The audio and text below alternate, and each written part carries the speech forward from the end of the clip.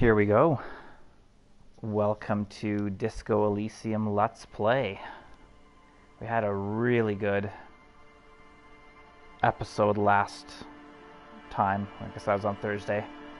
Made a lot of progress. It was really awesome. So I'm hoping we can keep that flow going. It's going to be good. Looking forward to this. Let's get her started. Hello, Robert. Welcome to the stream. Nice to have you here.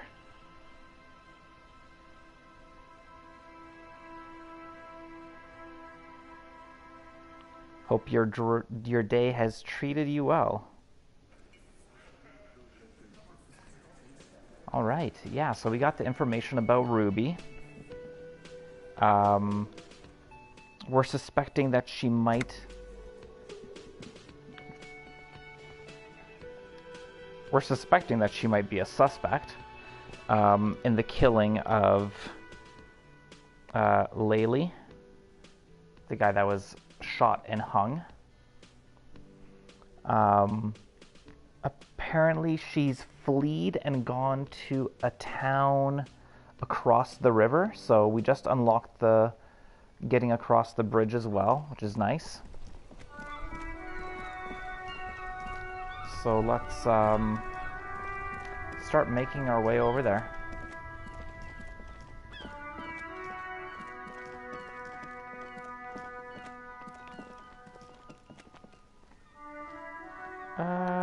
We don't have our bag in our hand. I don't know why we don't have our bag in our hand. Oh, because we're holding that. Okay. Well, we'll remove the crowbar.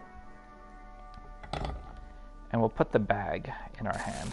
That way we can... Oh, we can talk. Oh, that's our dude. I thought it was one of these guys. So we can't talk to these workers.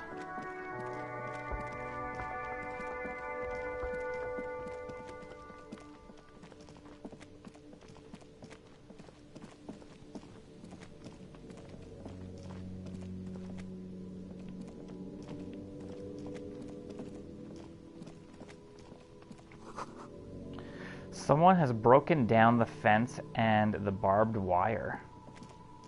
What's in here? We'll just check stuff out. The swing is missing. No one's been here for a long time. Rust peels off the bent iron posts of the swing. The wind whistles through the skeleton of the small house behind you. There's desolation everywhere.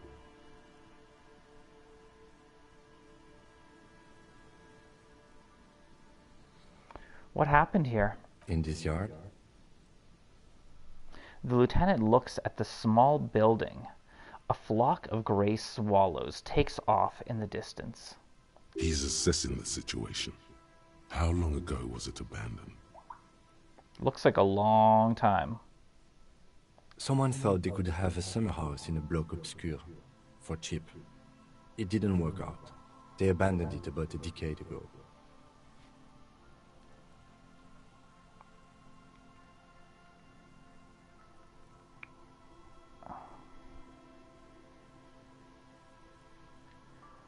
So this part of the coast is a bloc obscure? Practically, it's not an official term in any way, but look around. No sewage, broken power lines, crime, drunks. Life is tough in the blocks. It's no place to build a summer house.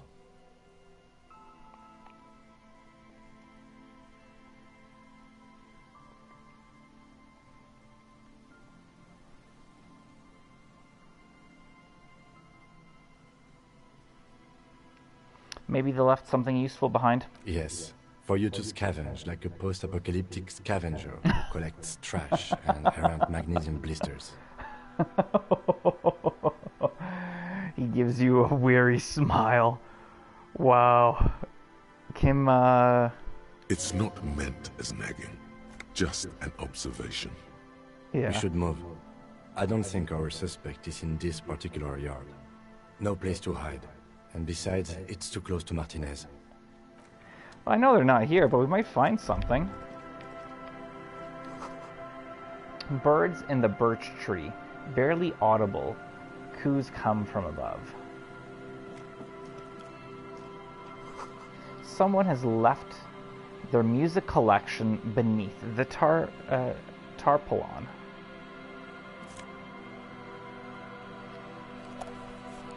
Smallest... Oh. Guessing it's something we can sell. Don't... Oh. Cool. What is that? What did we get? We picked something up, but I don't know what that was. The heck was that?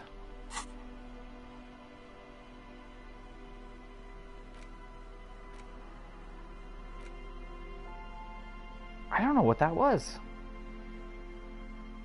Oh, can we actually listen to this? Smallest church in Saint Saul's. The porter reel is just what you needed.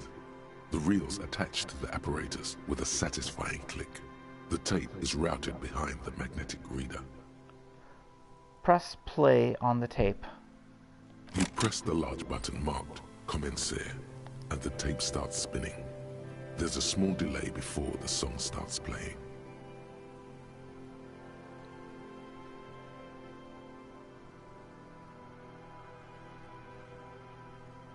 Keep the porter reel at the harmless distance and wait. Then the organ starts playing a simple, melancholic tune echoing in the hallway. A lone singing voice joins in, telling you about the tiniest church in Cessons, surrounded by even tinier yard. You almost feel the seaside mist on your skin. It's mega sad. Uh-oh. A click, then silence for a bit. Then the tape stops spinning. Nothing to do with this right now. Very interesting. I just don't know what the heck we picked up, though. Glory, says the graffito, to the ghosts of us.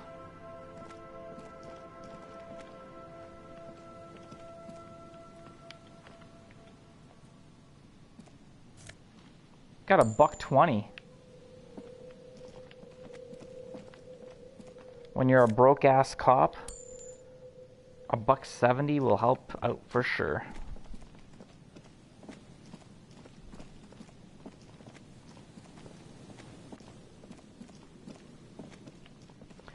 So, Robert, I know you said that you really like RPGs. Is this the style of an RPG that you like as well? A creaking ahead, a broken axle grinding. Because I know this is definitely not like an action RPG or like there's no battle and stuff like that, but it's pretty cool with how it works. The boat tucked away underneath the tarpaulin. Okay. Oh. Where are we going? It's cool. We found a whole new area. There's going to be a whole lot of exploration this episode. Yeah. Look forward to finding a bunch of stuff. A cold breeze is enough to make the wall planks creak. A postcard. Oh, there's something else. A bow tie! We got a bow tie? Okay, I gotta look at the bow tie.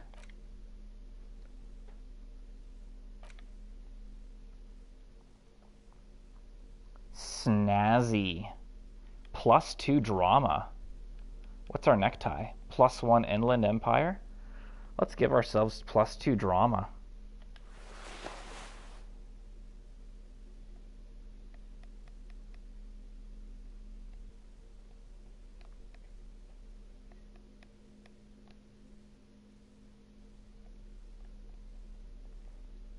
Hey, Michael McSaucy, welcome to the stream. Nice to have you here, buddy. I'm going to put on all the things that give me the most positive stuff. +1.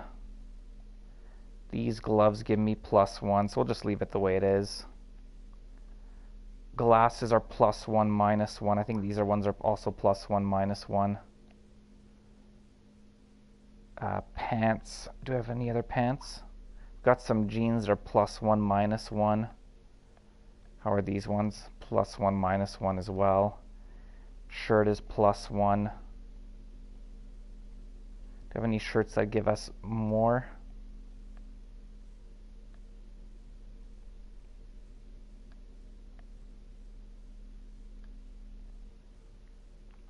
This one's +2 for the jacket.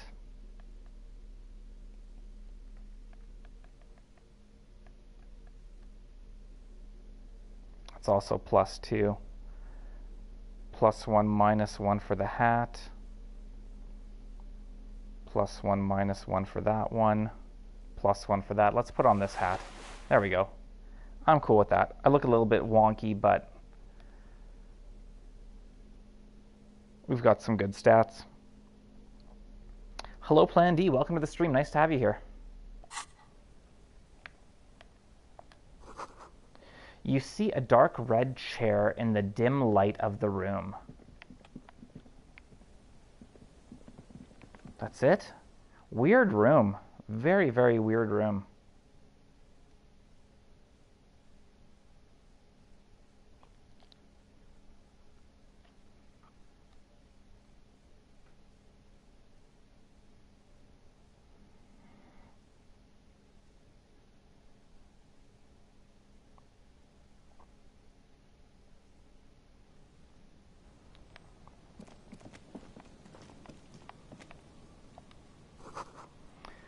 Through the broken glass, dusty shelves, and a forgotten chair. Sounds of the life in the north. A washboard scrubs filth from fabric. What do we have here? Cinder blocks charred. A makeshift fire pit with magazines for lighting. The worn and beaten wooden planks of the bench do not look overly comforting. We can sit on benches after we've solved the murder. Let's go. You can revisit the bench if you ever need to pass the time when Lieutenant Kitsuragi is gone. Oh, okay. Oh, I was not aware of that. Okay, that's good to know. Because I remember there was that one day where I was trying to get the time to go because I was waiting to meet with the cigarette smoking man. Hello, Itachi. Welcome to the stream. Nice to have you here. The bushes are too thick and thorny to pass through.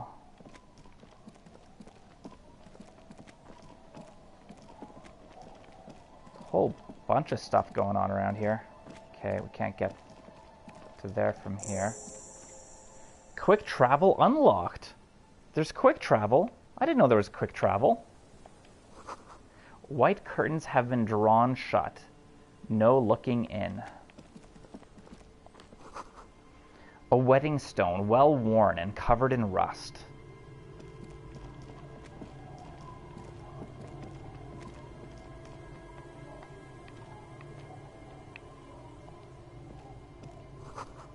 Construction material. Whoever planned to build this house left in a hurry.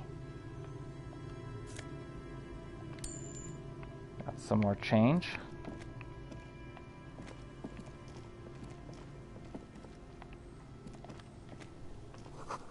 The street sign is illegible below the graffito.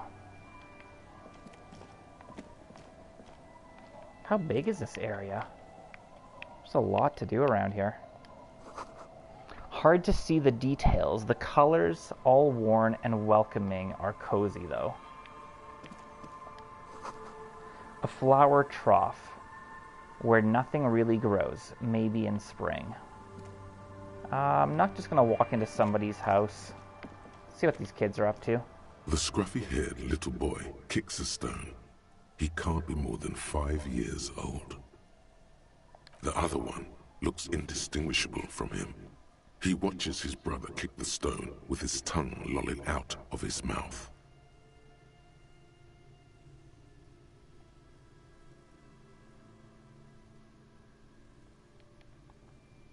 Hey, where's your mom? The kids don't reply, absorbed in their little game. You guys look identical. The stone-kicking one becomes frantic all of a sudden, as if that something to be scared of.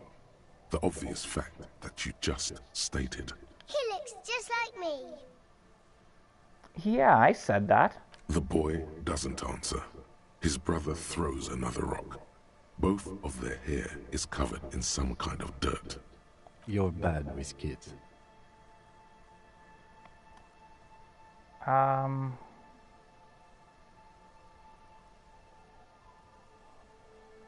It's impossible to be good with kids. They're too stupid. You're right there. Let's see if we can find some police work, shall we? We're not getting anything here. Alright. Bye, kids. Take care. Hello, Golden Apples. Welcome to the stream. Nice to have you here.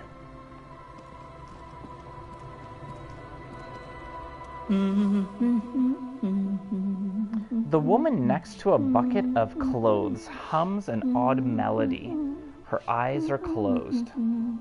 You're not sure about the melody, but it might be South Samaran, possibly Sigayan, also known as the apricot sujunti. It sounded like she was humming Frere Jacques. Welcome to the fishing village. Please lean in closer. I have cataracts.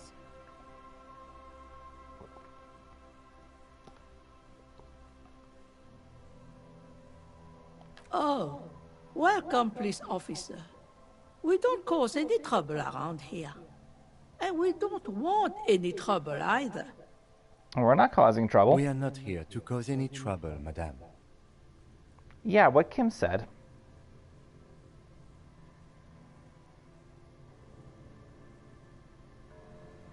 What he said. We're cops. We don't cause trouble. We take care of trouble. Oh, of course. Last time we saw you around here was 12 years ago. You also came to take care of trouble then. Wish you did. But still, in Martinez, you're considered an ill omen.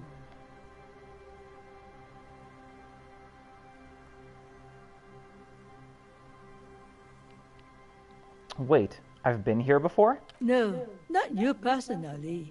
I meant the RCM. Some of the men got into a fight. One of them killed another, locked himself in that woodshed over there. She points to the building behind her.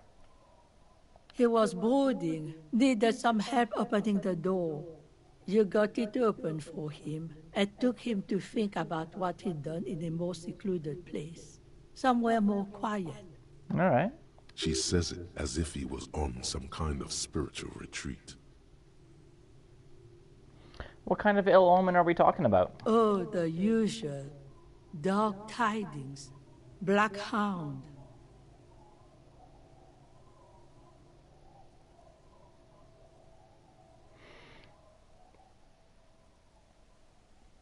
If I'm considered an ill omen, why hasn't anyone told me that? Maybe they are afraid. Why? Because you're an ill omen. But you're still welcome here. As long as men with guns aren't chasing you. And maybe even then. Because that's the kind of fishing village we've built. All right, lady. I'm sorry there's not a lot of room to park the motor carriage. And not a lot of houses. Or a lot of people. My kids are long gone. Searching for treasure. So are others. Ah, look at me ramble on. What brings you to us?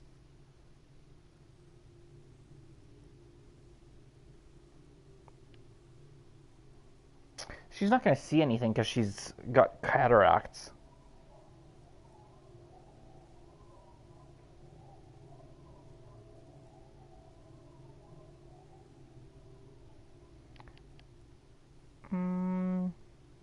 Where could someone stay around here? Stay? Most people here are trying to leave. That said, if lodgings is what you're looking for, I've got a free room in the shack. Her soapy thumb points to the building behind her. Cool.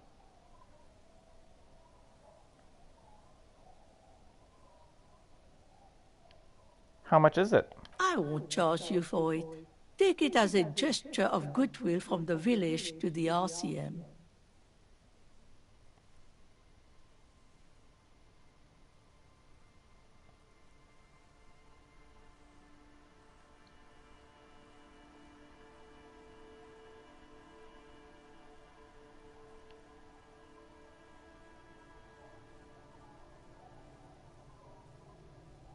You know what? I'm gonna accept it. That way I don't have to give money to Gart, because Gart's a jerk. Okay, I'll take it. Don't make an old woman regret opening her house to the police. A key appears from under her apron. She hands it to you. Nice. Well, if you are not in the hostel in the morning, I'll know where to find you. Here, in a shack. He looks around and adds,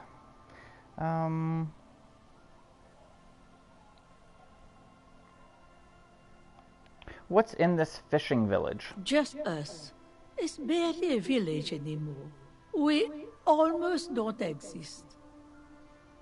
What do you mean? This is pretty much a non-place. A gap. A blank spot on the map. Just a cluster of nameless shacks on a nameless street. The place is so pornographically poor, it's not even funny.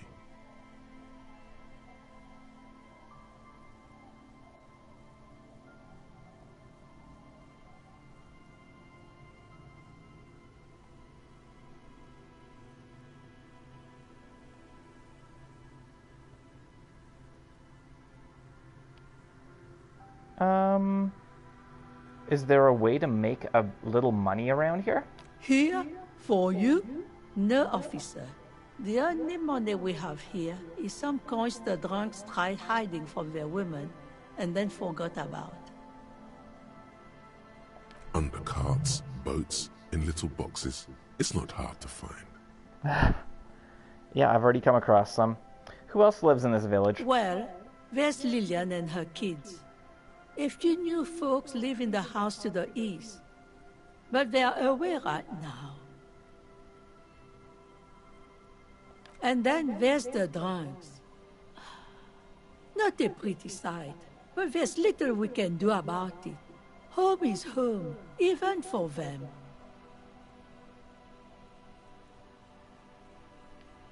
Who? What drunks? Sooner or later, you'll see for yourself. Okay. Don't have to look long to find these guys. There's got to be something here. Tell me.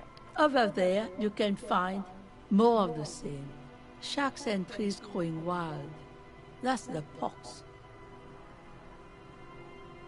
The pox? What's that? An old military hospital and its surroundings.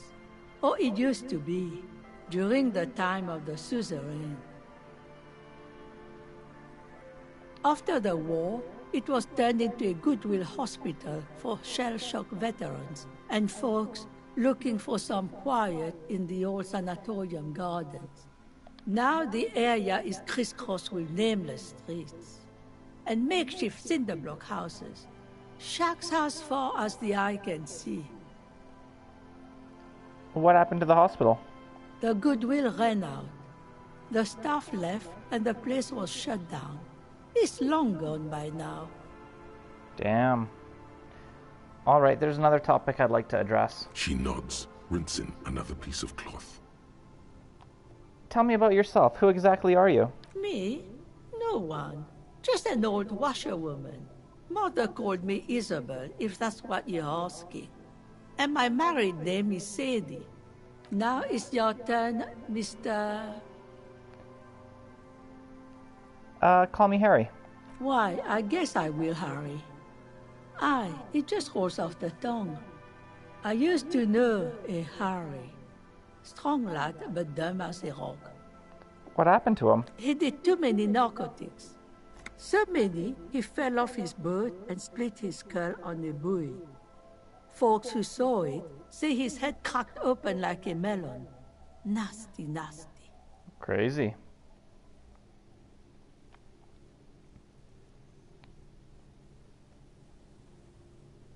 Oh.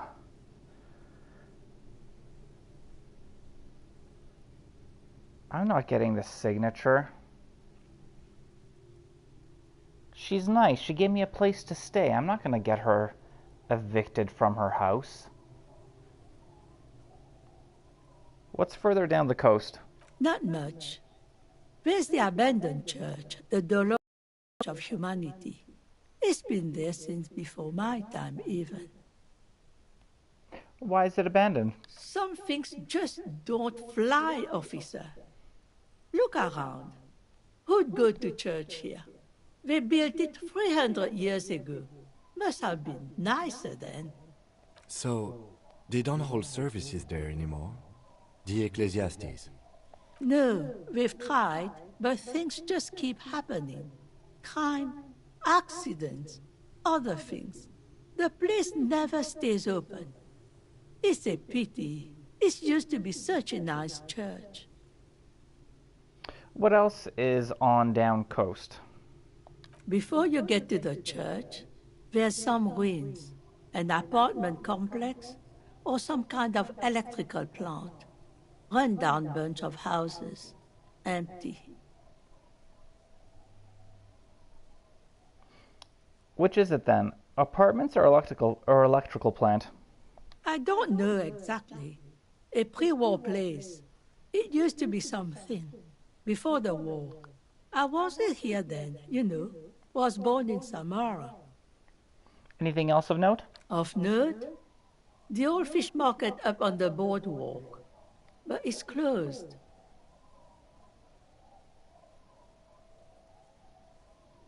That's it? There's got to be more along the coast. What? You're one of those real estate people with big plans? If you want a development opportunity, you can check out the abandoned building over at Land's End. Used to be a supply depot, we think, sending goods and ammo across the bay. It's jammed shut though. We tried to get in, see if there was anything to sell or scavenge, but it's impossible. Well, you didn't have a crowbar like I do. And now you know everything there is to know about this coast. You know what? I'll ask her, because maybe she has heard something about Ruby. Have you seen a red-haired woman named Ruby around the coast? Nay, I haven't seen anyone lately.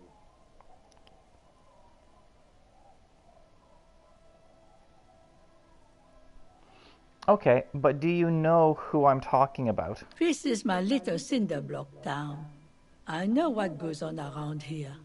She's being evasive. She knows something. There was a murder in Martinez. She might be a suspect. We would appreciate your help. Would you now? I know how this world works, and it doesn't work when people tell on each other.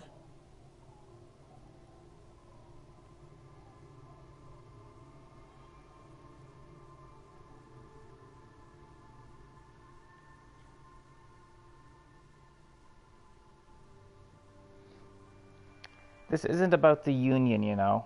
You don't have to worry about retaliation.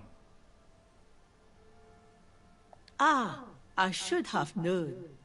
This is yet another Union mess. I'm not afraid of them, you know. We are not in the habit of being afraid around here.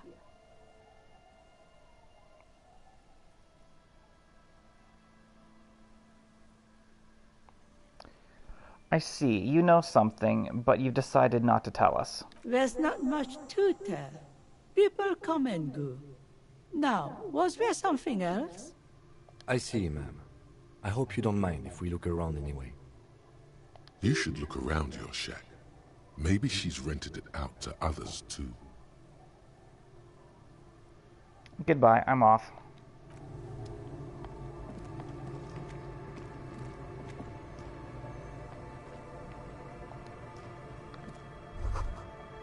You can't see into the house from this angle. Inside you hear the cozy sound of some kind of heater sputtering.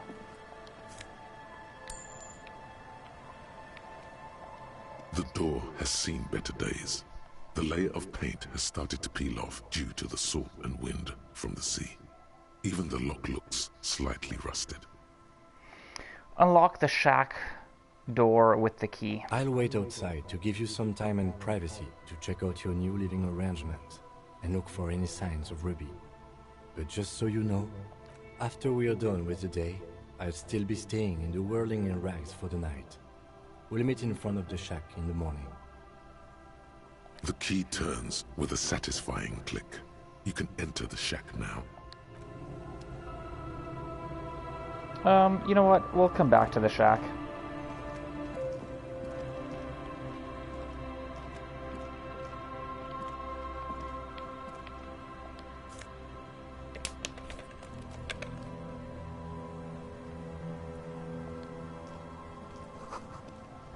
What are these doing in the fish?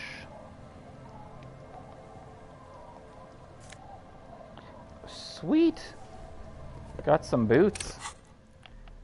We got some boots. +1 perception.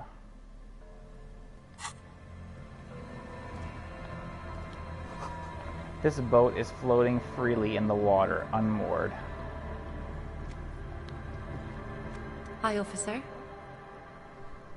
A woman in a raincoat stands on the quay, considering... Actually, I think that's pronounced quay. On the quay, considering an overturned boat. A sword in a scabbard hangs from her hip. Anything I can help you with?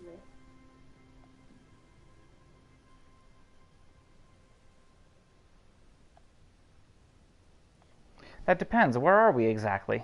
A fishing village on the seashore. This place doesn't really have a name. It's sometimes called Elysium.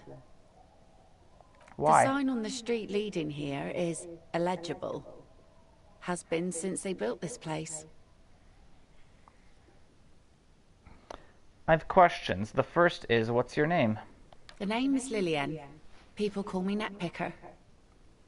I think I have time for questions. And that was actually the second one. So she's the mother of those kids.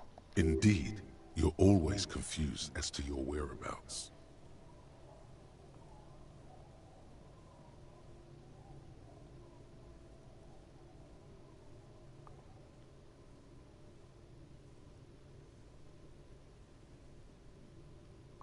What do you do around here? Like I said, fish mostly. Sail the waves, take care of the kids, pick nets. Right now I'm tarring a little skiff. Is that enough to make a living? Sometimes I also walk to the beach to see what the sea has given up. The sea is full of surprises. Keep it professional, man. Don't make it sound like you're hitting on her. I'm not, though.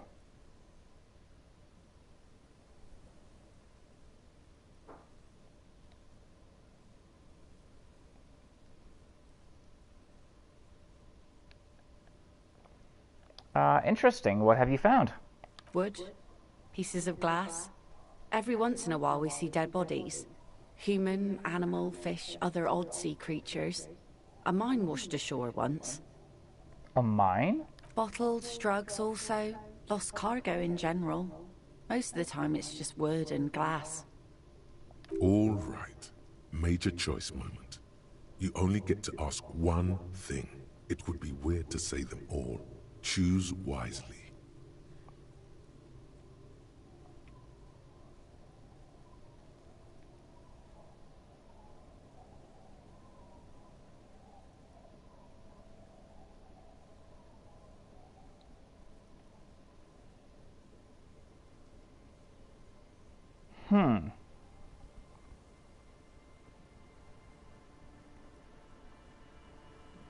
I like 4. And I like 2.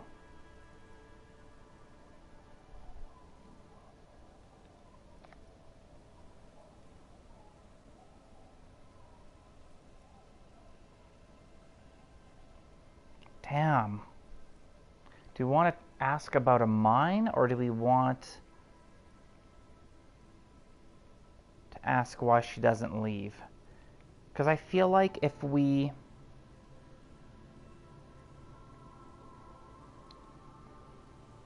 it seems like she can go elsewhere, then maybe we'll get the signatures. You know what? I'm going to ask about the mine. A mine? The RCM could use a mine. Where is it? Well, the RCM has to wait for another one, because some army folks came by, took it in the middle of the bay and blew it up. The blast was surprisingly timid for such a huge spiky thing. That's unfortunate.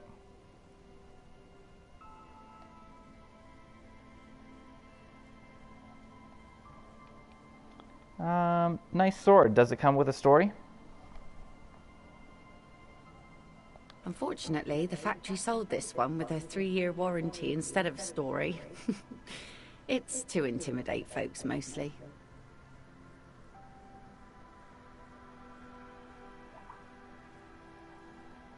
It is imposing. It's a regular mass-produced sword, like a shovel or an axe. Nothing fancy, just for intimidation. Why do you need intimidation tactics? From time to time, people need a lesson in respect. That's just the way it is.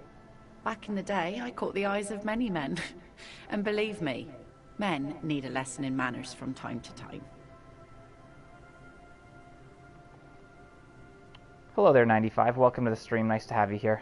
Hope you enjoy Beat Saber. Fantastic game.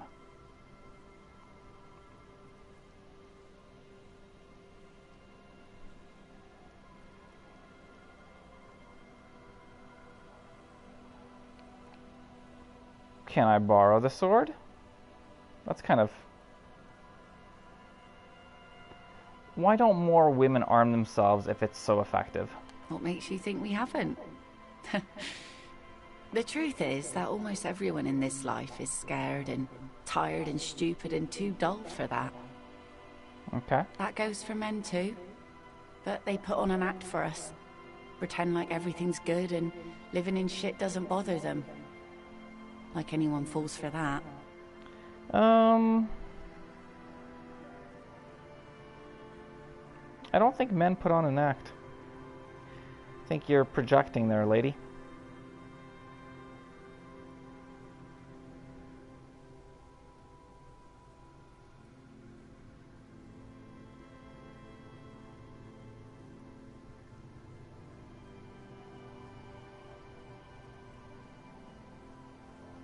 I'm a proper man.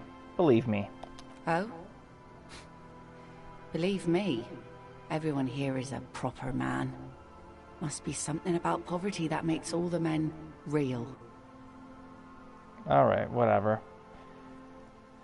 So where are all the men now? Some went to patch their wounds, their lesson learned. Others were more thick-headed. And one of them, I ended up marrying. Where's your husband now? Gone.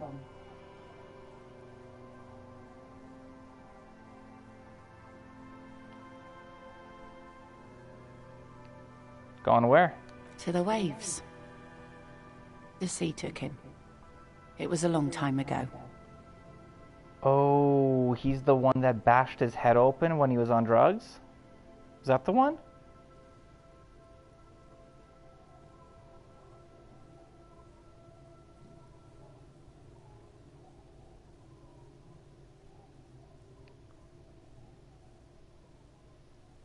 That's bad. What happened? Who knows? Maybe he fell over. He didn't respect the sea. Went out there, drunk like a skunk, and sure enough, one day the boat was found floating empty. The bloated corpse turned up 2 weeks later. Damn. Now, before you tell me how sorry you are for my loss, know that it was 4 years ago, and I've moved on. There's only so much mourning you can do for a drunk with sinewy muscles. Interesting. She really likes those muscles, though. It's in the way she pronounces sinewy.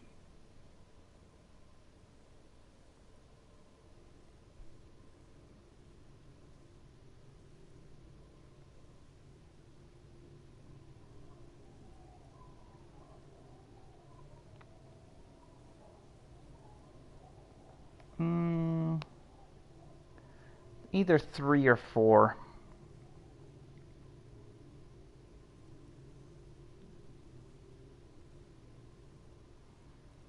It's healthy to let go and move on. Gotta keep the wheels spinning. Us working folk don't have the luxury to be bedsick with melancholy. I buried him, mourned for an appropriate amount of time, and went on. Life didn't really change that much for me and the kids. She glances at the village where 2 little kids are playing with what look like rocks, which we already saw. This is neither a touchy nor a very interesting topic for her. Nicely done, 95. She looks like she's ready to go on a date with another, better, drunk. Ask her. Both of you could need some action. No.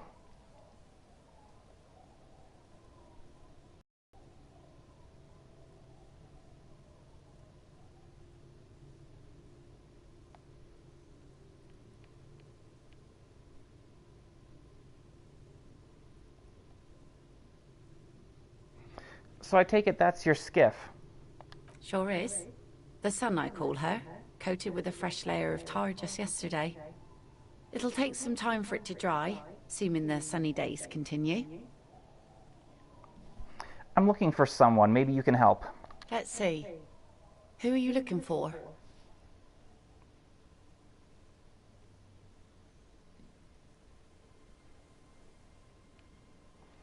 I'm looking for missing cryptozoologists. I don't think I know what these are. Care to elaborate?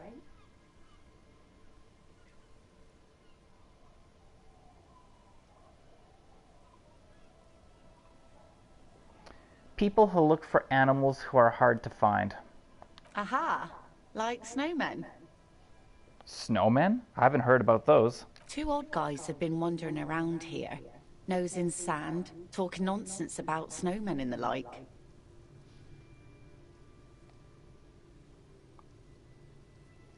Where did they go? I don't really know. Further down the peninsula, I guess. I mean, that's where they were heading. Who else are you looking for besides snowmen? I'm looking for a suspect who might have stayed in this neighborhood. Okay. When did this person stay here? Very recently, over the past few days, she might have arrived on Friday. Oh. I've been out on the sea for most of the past week. The weather's been good for fishing, so I usually start at 4 in the morning. Really? Yes, that's the optimal time. Got to make the most of the calm. I've been sleeping like a corpse after. The sea really takes its toll. Now I'm just waiting for the wind to settle to get out there again. Sorry I couldn't help you out. Maybe I can help you find someone else. That's it. I'm not looking for anyone else right now. Well, how can I assist you then, officer? That's it. Be seeing you. Nice. I was actually just thinking about saving. And it did it for me. Let's take it all.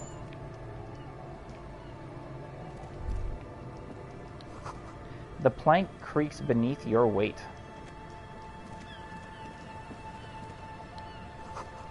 The ladder leads to a school of fish swimming in the kelp. I'll just keep the roguelites in the channel, if that's okay. It's too shallow near the pier. She winds the mooring line around a post, so we meet Joyce again over here. Hi, ma'am. And it's a jetty, by the way. Of course. Jetty. I prefer a good jetty to a pier any day. Jetty? Something about the way she says it makes you want to sing. Jet. Oh, jetty. It's good to see you here, detectives. I only just arrived myself. What brings you here, madame? Nothing, really. I've had my eye on this jetty for weeks now, so I decided to investigate it personally. This cluster of buildings isn't on any of the official maps, as far as I can tell. That. And she's also keeping an eye on you.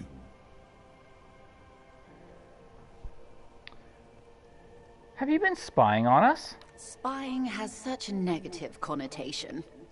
I did track your progress along the coast, however, and decided I would be better able to assist you from here. Then there's the matter of that little scamp in old lady clothes. She threatened to paint the roguelites she read. Like blood, you see. Well, I like it the way it is. White. What is this? Destruction of property? Hooliganism? Elder abuse? And who is this scamp, anyway? It's what's her name? The chick that's over on top of that building. Oh, I forget her name. She's really rude. Who is a scamp? Want me to look into it? No need. Lillian and I are getting on much better. For one, Oh. she appreciates the concept of rent. Oh, so she's talking about Lily and not the other one. Okay. So how do you like it here? How do I like it? She casts her gaze towards the village. Slush melting on the cinder blocks, construction work left half finished 10 years ago. Water drips down eaves of Eternite. The jetty below her feet creaks to the tune. The smell of salt and dog shit in the background. It's pornographically poor. The street has no name. All the men are dead or missing. And is that the carcass of a motor carriage over there? She squints her eyes. I'm surprised that woman hasn't put me to the sword yet. Maybe she will. You should ask your questions while you can. Dark eyes survey the coast leading up to Martinez. Dull grey metal rests in her scabbard. A sword. The wind is too loud for her to hear. Fortunately for you, madame, the RCM is on the scene. All right. Politics time. Let's react. Real men, real politics, real thoughts in your head.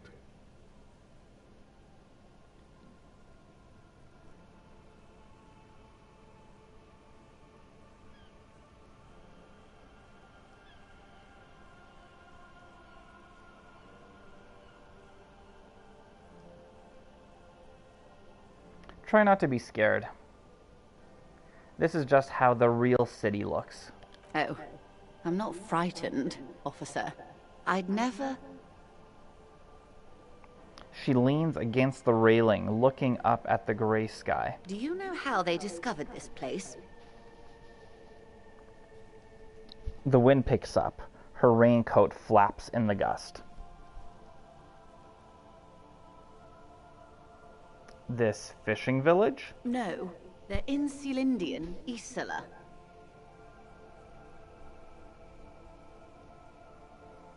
No, I don't know how they discovered it. Well, your condition has left you no worse off than most of these people. The literacy rate is around 45% west of the river. 50 years of occupation have left these people in an oblivion of poverty.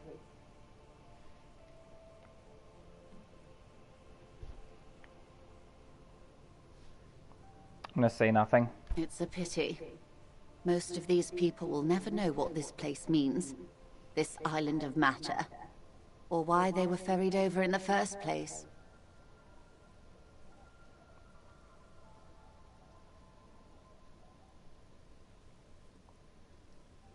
Remind me to tell you one day. For now, how can I assist you in this new location?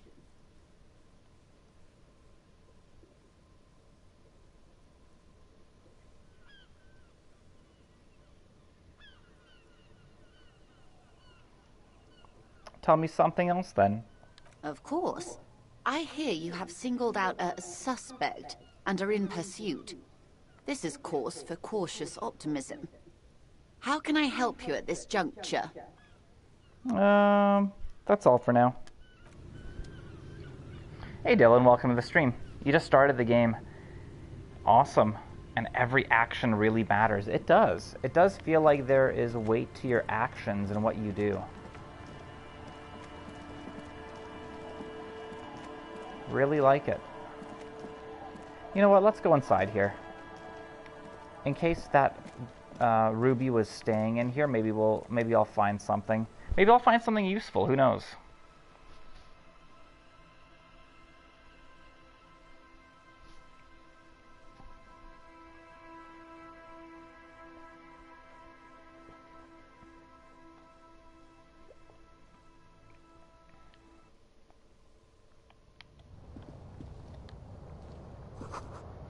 You see the waves, the sea, a church. Old science fiction magazines, books about bird watching, an almanac from '39. On the table, you see a bowl of water, a rough soap, and next to it, a small hand mirror. A straight razor soaks inside the wash basin. Is shaving the right call? The water reflects back a vague image of your face. Nose bulbous and red, hair unkempt, wrinkles lining the eyes and forehead. The stash is gigantic. Let's see if we can increase our hand-eye coordination. The floorboards creak under your steps. All right, hand-eye coordination.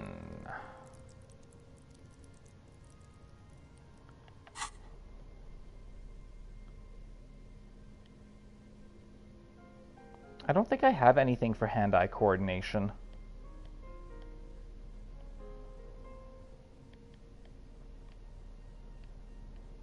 I got a feeling that if I try to shave and I fail, I'm going to cut myself. Maybe do I want to improve my hand-eye coordination? I do have 3 points I could spend. Ready, aim, and fire.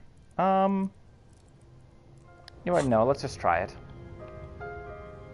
On the table, you see a bowl of water, a rough soap, and like an artist with a brush or a master swordsman, you use the small mirror and the straight razor with some soap to remove all that unkempt hair from below the nose line. Cool. Permanent face damage if you do? That would be cool. Like if you end up having a scar on your face because you failed? The sharp blade chafes against your skin, producing a scratching sound. The surface underneath the beard feels tender, the air brushing against it chilly. Feel your clean-shaven cheeks. They feel so smooth, surprisingly so. A feeling of freshness overcomes you, as if you just came from a cold bath.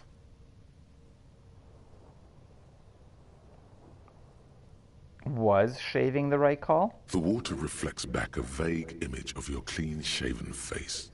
Despite the bulbous nose, unkempt hair, and persistent swelling, you look a little younger, maybe. Cool. You almost look like a professional. Hello, Jalcoid. Welcome to the stream. Nice to have you here. Yes, I do have a nephew named Henry. Are you a friend of his? Welcome to the stream and welcome to the channel.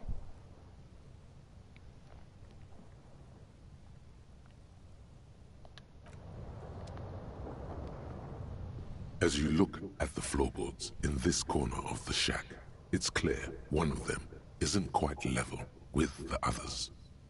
Cool. The edge of a floorboard next to it looks scratched.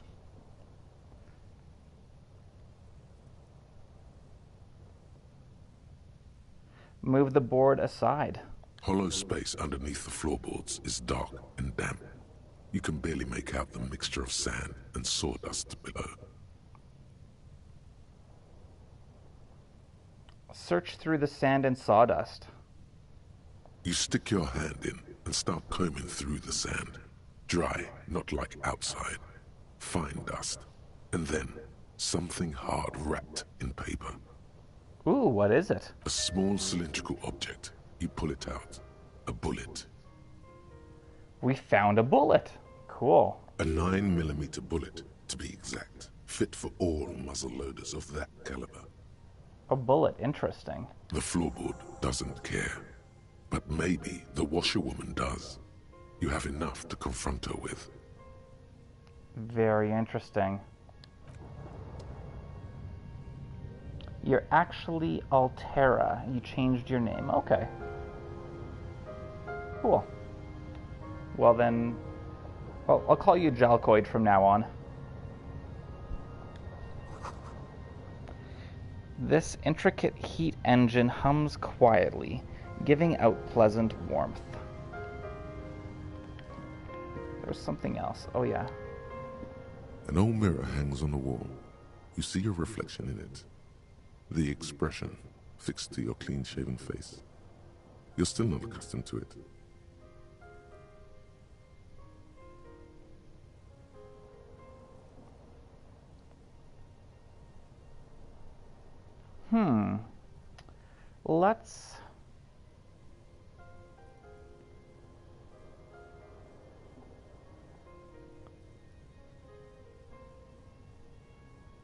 Let's see if I can increase my electrochemistry and see what we can do with that.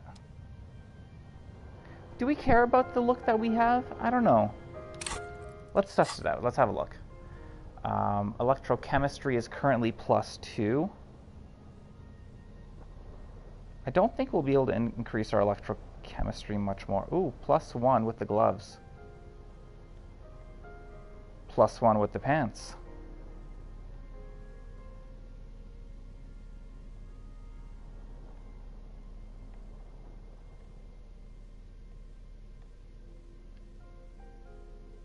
already have +1 with the pants, so maybe let's put on the gloves. And let's have a look, see how much it increases An old if mirror I... hangs on the wall. You see your reflection in it. The expression fixed to your clean-shaven face. You're still not accustomed to it.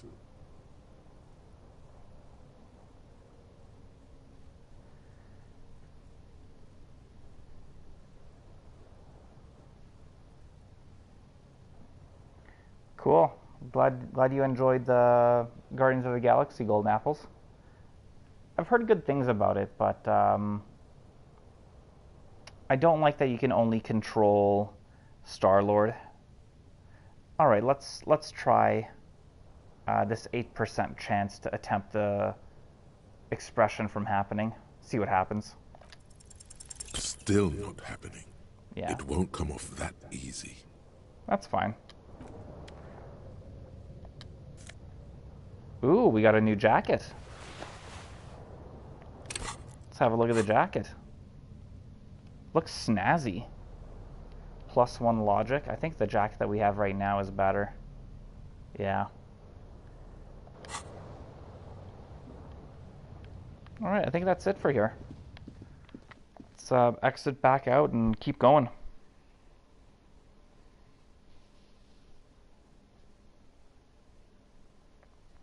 I enjoyed the Guardians of the Galaxy Telltale games. That was good. I enjoyed that one.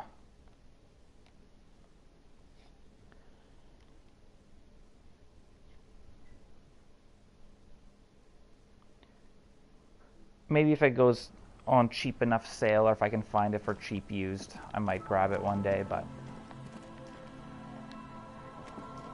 What is this bullet, old lady? Tenant, the policeman. I hope the waves don't keep you up at night. What can I help you with?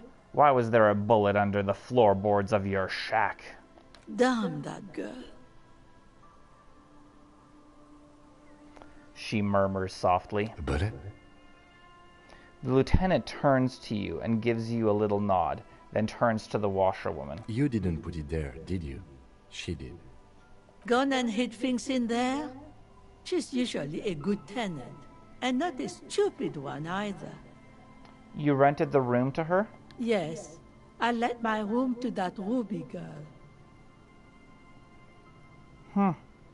She speaks slowly, wringing out a rag. After a long silence, her hands move into the water bucket.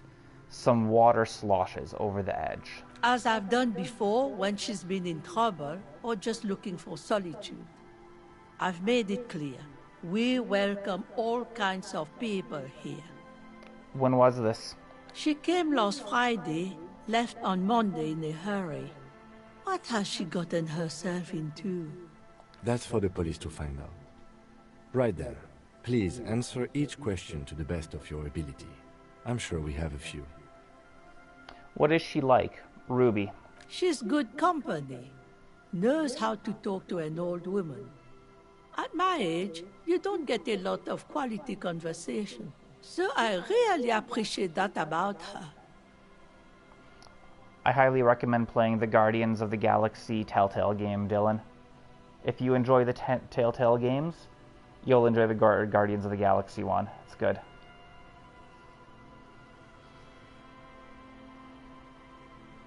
Did she talk to you much during her last stay? No, she was mostly silent this time. Kept to herself. What do you mean?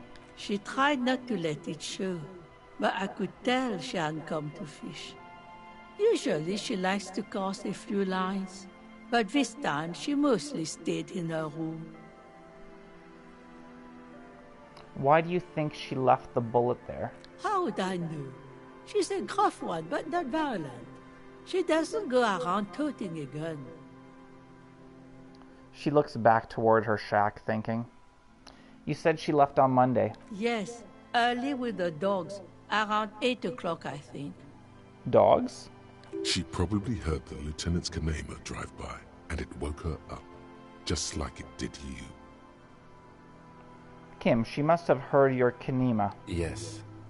That is a downside of having a 130 kilowatt engine. It lets the bad guys know when you are coming. Is the room exactly as she left it? I cleaned it, like I always do. Was there anything else there? No. The truth, sire. All right. Where did she go? I don't know. Further up the coast.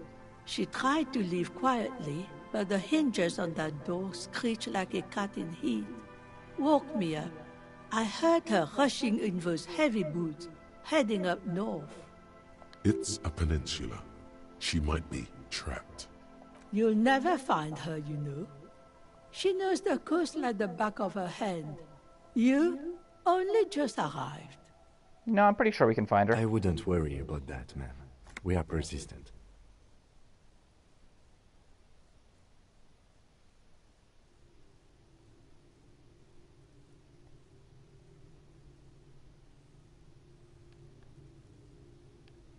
Further up the coast we go then. Are you sure you'd rather stay here? Get a nice cozy fire going in the heater? Seems like a better idea to me. No, we gotta investigate. No, you can do it. You still have plenty of juice in you before you drop. Hell yeah, it's what, 1:40 in the afternoon? Got lots of time.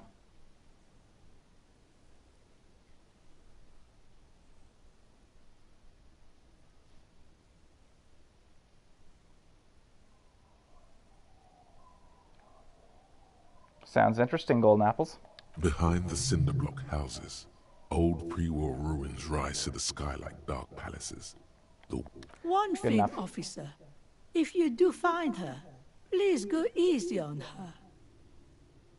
She looks around. The air is getting colder. She's a good girl. Whatever she's gotten herself mixed up in. All right.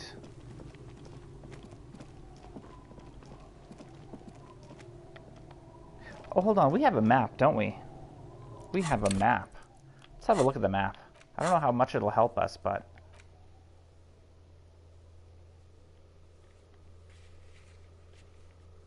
So, we're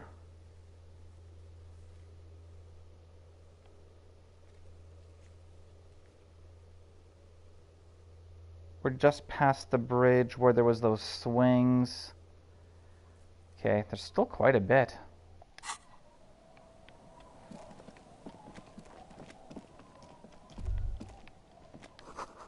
A little black swallow circles above you. You hear it chirrup.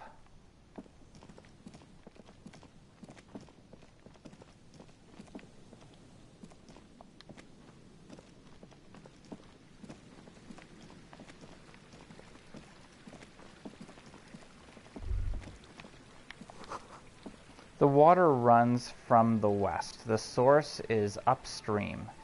A broken pipe.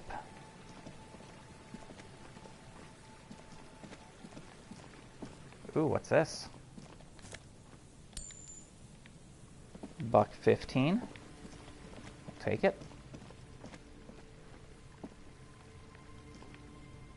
Can we not get across?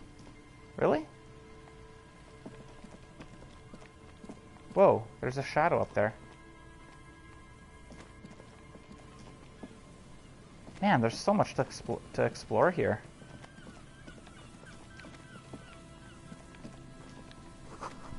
Bars cover these long, dusty windows. It's over here.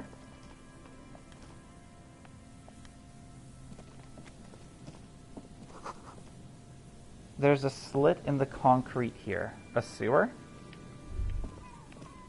The remaining windows rattle from a strong gust of wind. They're covered in a thick layer of grime. They must have been like this for 40 years.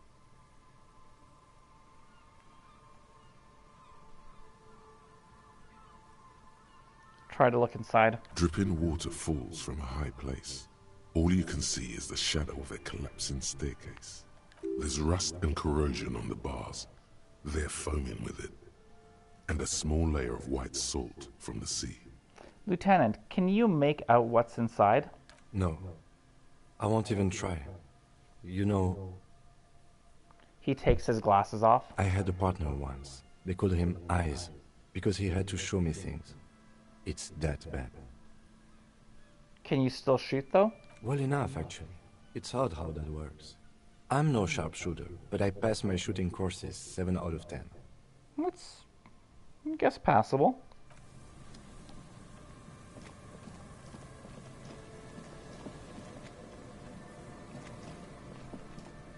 Let's check out this stuff here first. The fence blocks the path. No way on from here.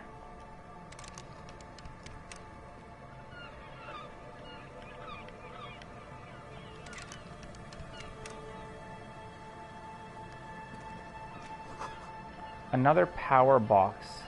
It charges nothing now. It's empty.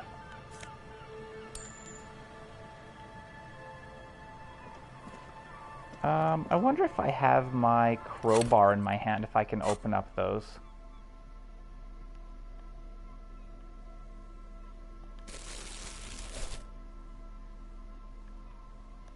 Let's try it out. There we go, 525. Gain some Nosafed. Field electrical. You see a once bright mural towering above you. The signage has peeled off over the years, but you can still make out Feld Electrical R&D. I guess Feld, not Field. A slogan used to intertwine with the loops a long time ago. Now, only a shadow of peeled letters remains. It says, "Tomorrow is just a whisper away."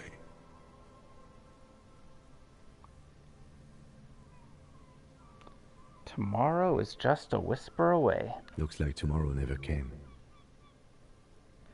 Step closer. Above the mural, a collapsed roof, broken windows set in walls that are cracking and will soon also fall, and the coastal breeze rustling and sighing in the remains of the edifice. Feld Electrical. How ironic. All these dark rooms. There's something in the wind. Sometimes the only way to go forward is to fail first. I like that.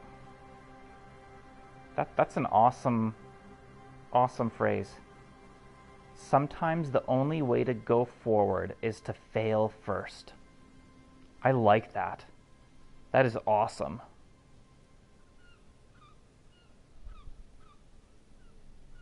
Could Ruby be in there? In there? She could. Or she could be in the identical room over there, or in that boat shack. In that church tower, maybe.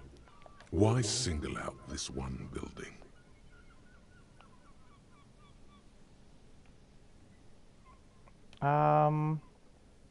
Let's try to improve our shivers.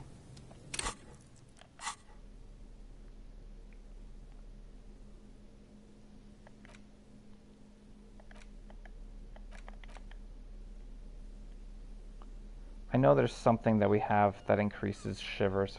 Pretty sure. Am I wrong? I might be wrong. Yeah, there's +1 shivers.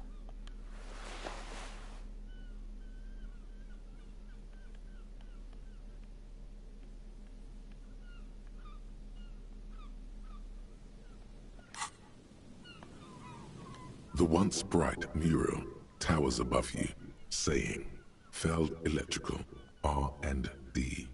Tomorrow is just a whisper away."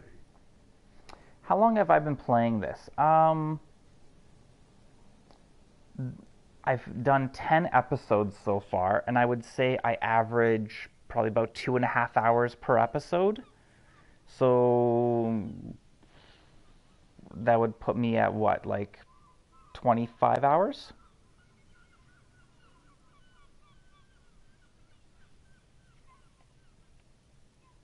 Why do I feel like I know this place? Indeed, somehow you knew it was here.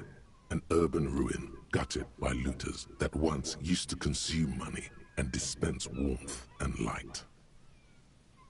You felt it before, when it rained in Martinez, and you felt the cold of the rain. The feeling persists. It has been in you ever since. I also take my time with it. I don't like rushing through games, because I've heard that you can finish this game in like 20 hours. How far am I? Honestly, I'm not sure. I don't know how far I am into the game. I don't know. I've heard things from people saying that it's a 20-hour game, and I've also heard other people say that it's a 100-hour game. So I really think it depends on how much time you take exploring. You know, I pause and I think about my options. I swap out my clothes to have better chances. I'm not rushing through the game, so I think I'm guessing I'm going to be closer to the...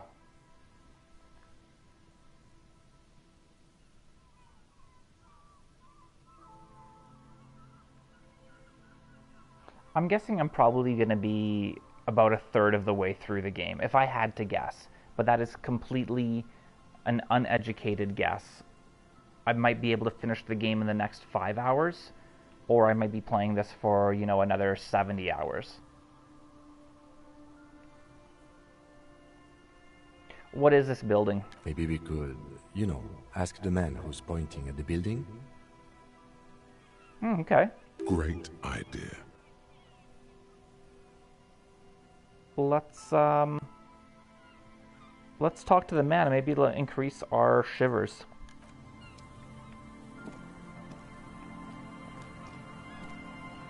And Mikhail noticed the windows, especially with how there are no windows on the south side. This was to deal with. A blond man stands next to his son, pointing to the weather-worn ruins. He sees you approaching and smiles. You officers, come to investigate the historic subtext of West Martinez? I'm Tran Hailostam. You must be Kim Kisuragi, right? I was just telling my son about this building. Not a lot of people realize the historic significance here. Very rich in hypertext. How does he know of Kim? Nice to meet you.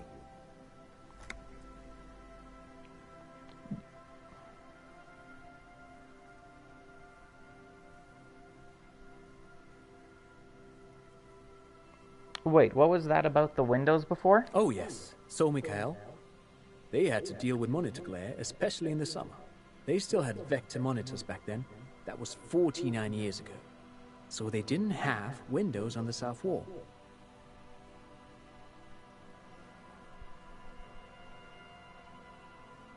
Hold on. Hypertext? Yes, hypertext. Young Carp and the collection of cultural hyperlinks. Alright. You and Kim know each other? No, I can't say that we've met before, but I've heard of Kim, of course. Mikhail, say hi to the officers. He rests his hand on the boy's shoulder. The child stays hidden behind the hem of his father's coat, clutching to his worm-themed coloring book. Mikhail's a little tired today. We spent all night trying to run Orbis on his radio computer. Have you heard of it? It's a programming language used in Grad. Quite tricky, but he wanted to play this Grad-made adventure program. We've been getting really into Worms lately.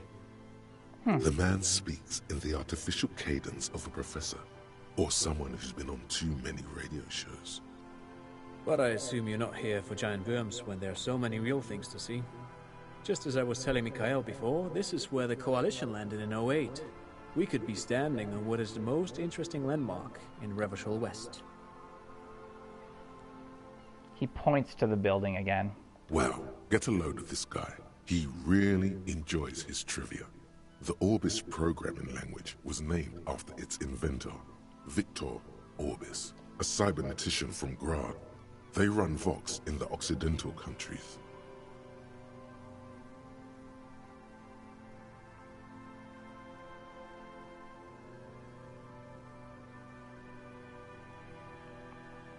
I'm looking for a suspect. Have you seen anyone suspicious around? No, I'm afraid I can't help you with this one, officer. It's just a regular day off for me and Mikhail here. He pats his son's head. So you haven't seen anyone around? No, I'm sorry. As I said, this is just a day off. We just arrived anyway. He's telling the truth. He hasn't seen anyone.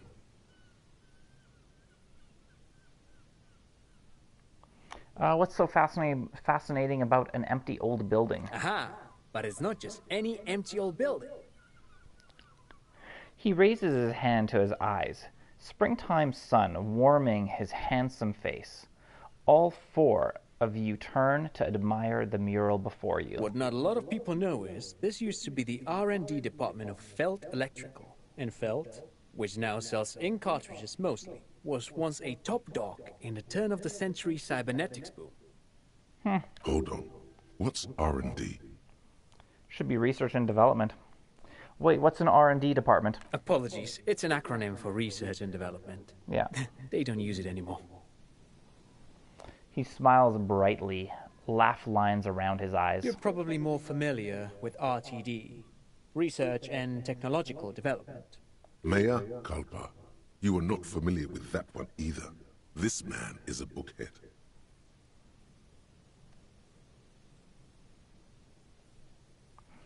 Let's look at the building looming over us. It looks old and weathered, with seagulls picking apart its stone and metal carcass.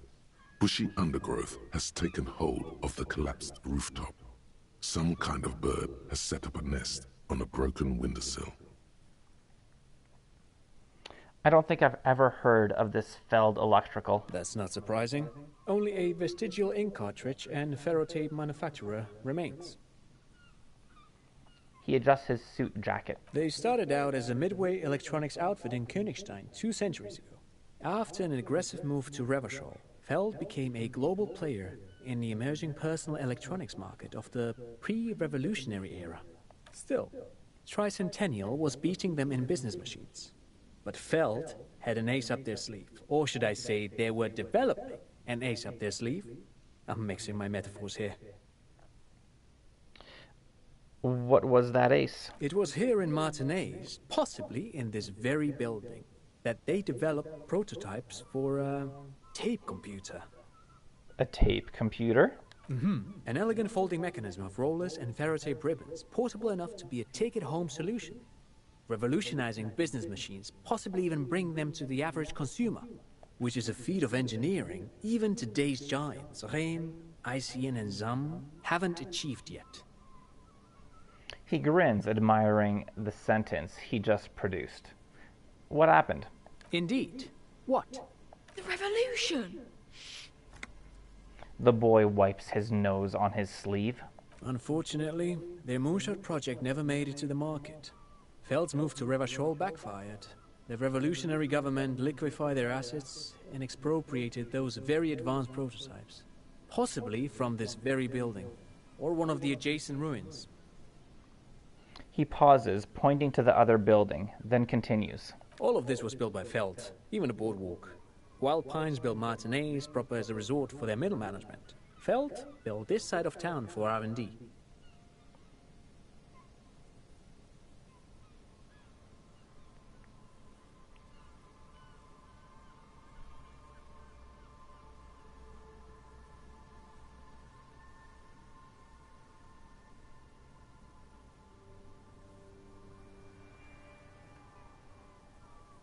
What did the revolutionaries do with those advanced tape computers? They used them for military communications, but also to write and send out press releases. The most notorious example being Le Décret de Mars.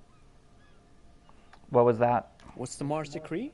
I mean the radio transmission sent out to news agencies and world governments by the newly created Commune of Revachol on the 7th of March in the year 02. A short-lived legislative foundation for a short-lived utopia. It's a beautiful piece of text, actually. A singer-songwriter I know, Charette, called it a love poem to Revachol on her political concept album, Bom Becer dans le Lind. You should read it. Every local library in Revachol stocks a copy of the decree. I tried to get Mikhail to memorize it. Tried to. Someone was much too interested in worms to be paying any attention. Who wants to memorize stuff? The kid takes a peek at the green and silver worm on the cover of the book, already forgetting about this part of the discussion.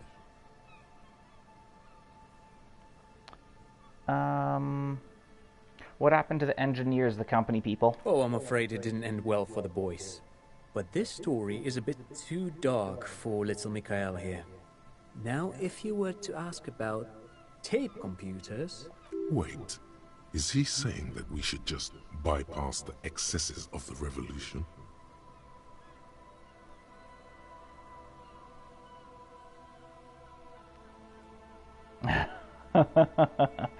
Hey, Mikhail needs to be exposed.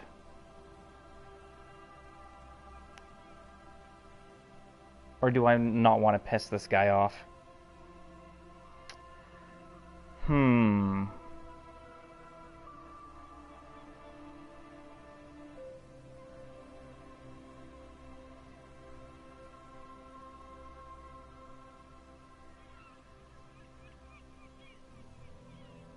You know what? I'm going to respect him, and I'm not going to say that.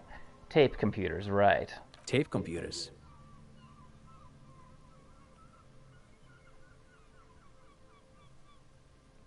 How did those tape computers work? Did they work like radio computers? Actually, no one knows. No one even knows what a computer made entirely of tape would look like. But word has it, they were very elegant, exquisite, alien-looking turn-of-the-century hardware. He raises his finger, remembering something. I wonder if this is the thing that we saw in that building. The one that was in that abandoned room that's attached to the bookstore. Buckle up. 10 years ago, I did a little freelancing, I guess you could say. I was a special consultant for an exhibition at the Wompty Dumpty Dum Center in Vredefort, Oranje. It raised the same questions, and we had lengthy discussions with Paul Ockerman, who was head curator at the time. This was before Ethan Guy Jews joined the team.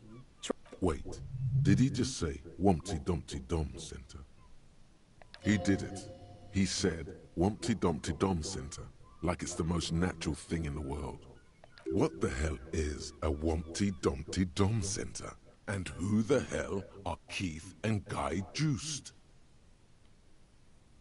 Okay, the Wompty Dumpty Dom Center. Paul Ockerman, Keith, and Guy Juiced. What are you talking about? The Wompty Dumpty Dum Center for Contemporary Arts.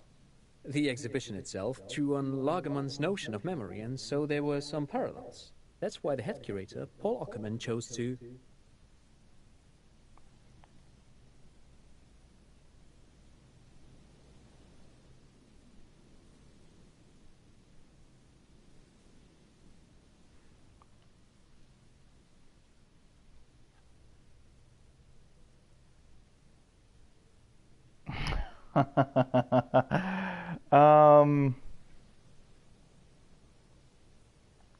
You're making this up. Kim, is he making this up?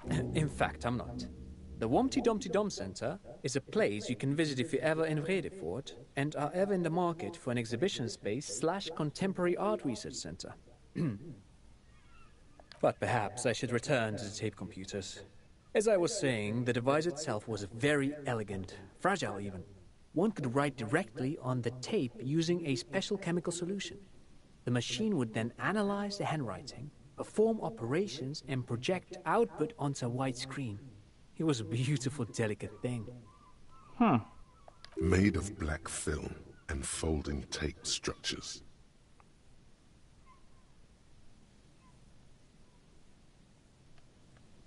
Cool. Very, very cool. Though I understand the socio-economic causes of the revolution, it pains me to imagine the revolutionaries setting fire to this precious device. But so they did. The felt playback experiment vanished into the fires of '07.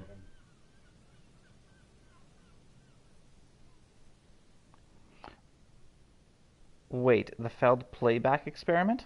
Yes, the official name of the prototype. Some sources report it as the Feld Playback Experience, but those are incorrect.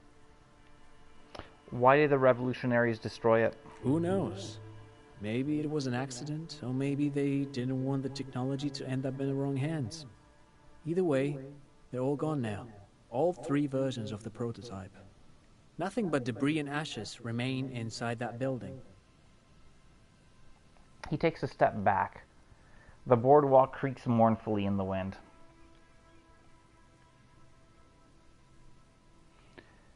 You're saying the Feld Electrical built this boardwalk?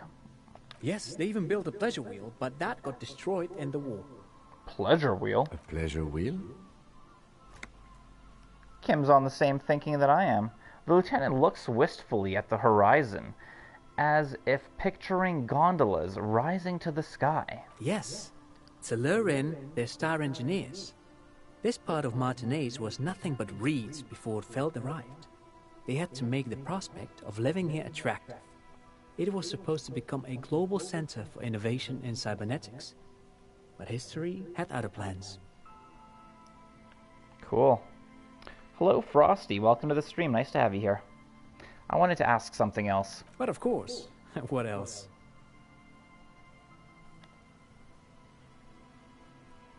All right, great. Thank you for all the interesting information. No, thanks to you for having me and little Mikael here to pick your brain. A very interesting conversation indeed. Pick your brain? If anything, this was rather one-sided. He did the talking. Whatever. All right. Oh, we got an autosave. Nice. The once bright mural towers above you. Let's try it. Saying, let's see if we can roll double sixes. R and D. Suddenly, all is quiet. There is no cold hand brushing against your forehead. No rustle in the reeds. The wind has died down or gone behind a corner. You only hear distant waves washing the coast. The ruin in front of you is silent as a tomb.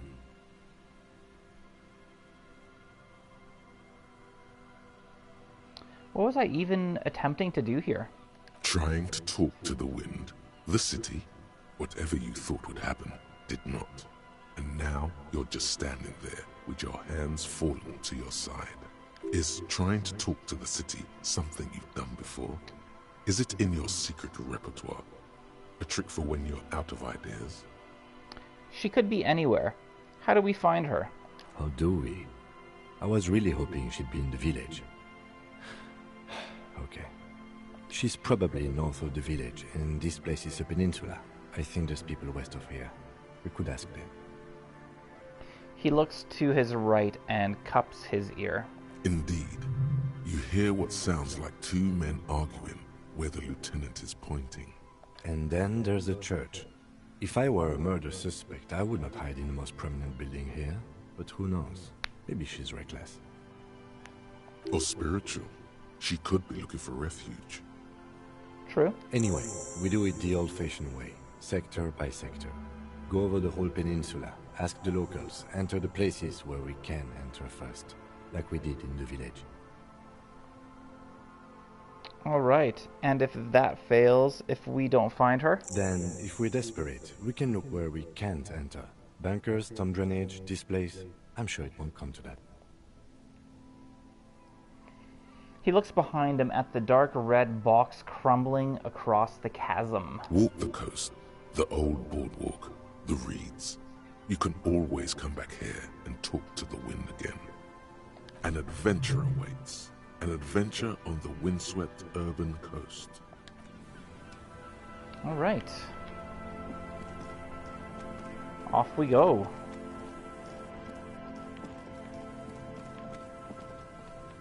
Did we get down there? No, we gotta go around.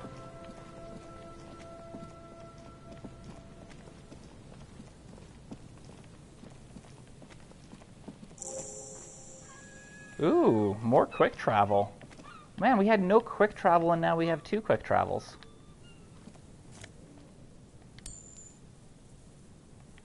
I don't know if I want to use quick travel. I kind of like walking around the town. A makeshift roof. Vagrants have tried to make the boardwalk habitable. That tarp will keep out neither rain, nor snow, nor wind. What do we get? Postcard.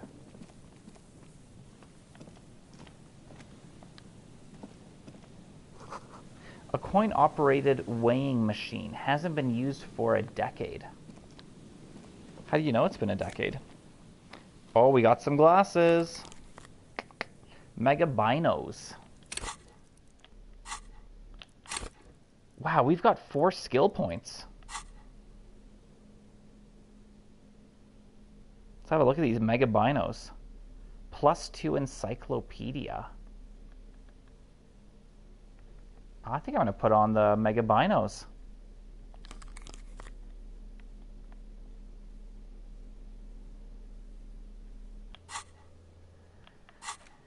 We could...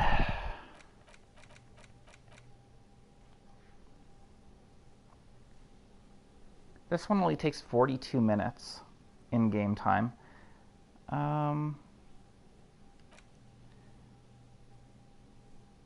Fairweather T500.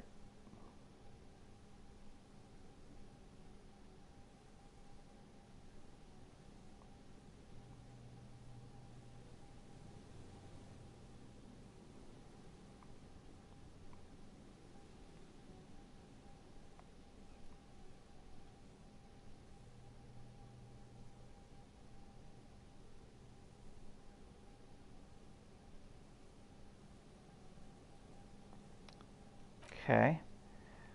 Could do the T500.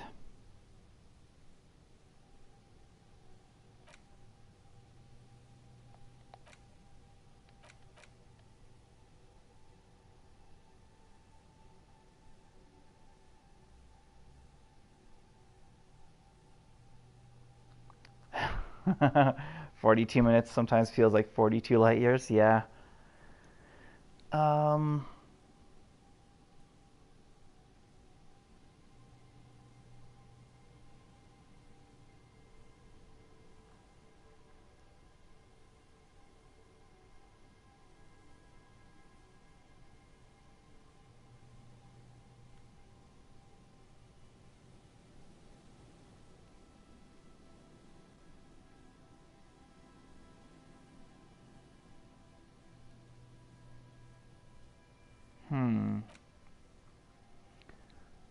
So far, I like the Fairweather T500 the best. Coach Physical Instrument. That's probably the best.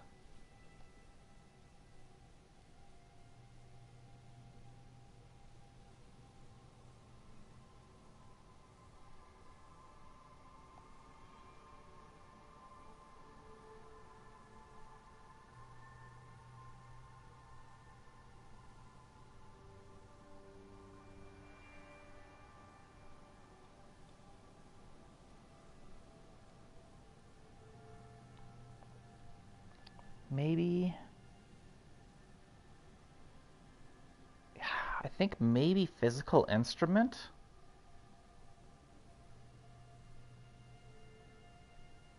Or this, Lonesome Long Way Home.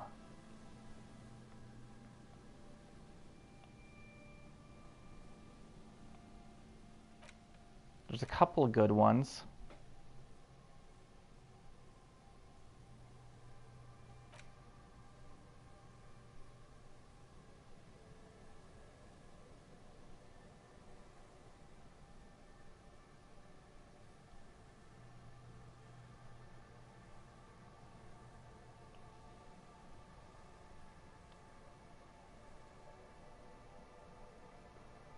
You know what? I think I want to do Lonesome Long Way Home.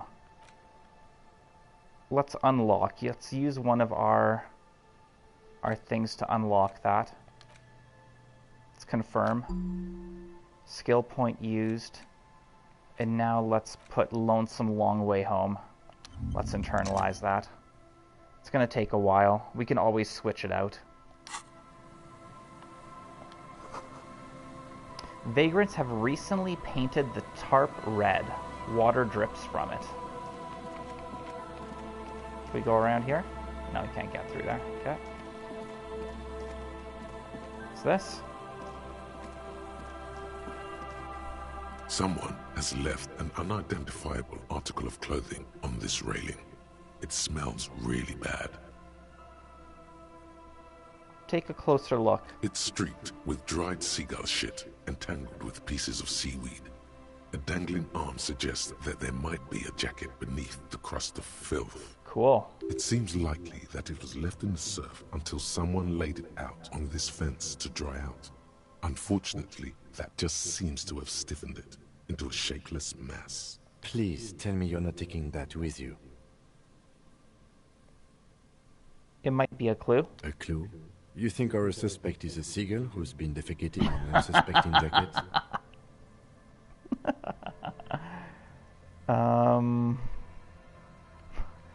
No. Me neither. You should still take it.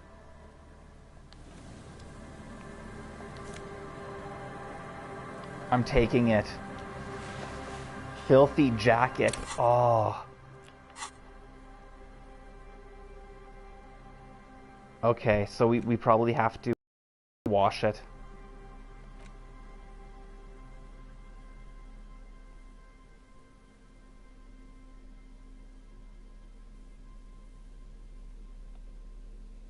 As you hold it in your hands, it makes an uncomfortable crunching sound.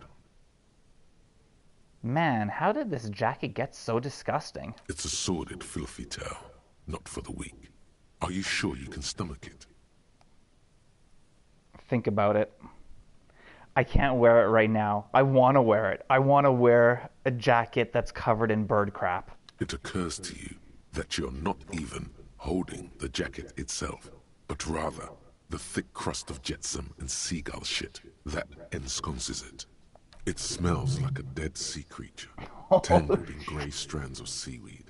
It must have spent quite some time in the water before the tide deposited it ashore.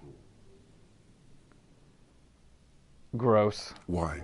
Why did you think about it? Look at your hands. They're covered in muck. Ew, ew. Flick your hands. Now you're just flicking that shit everywhere. This is a disaster. You'll never get the smell out. Awesome.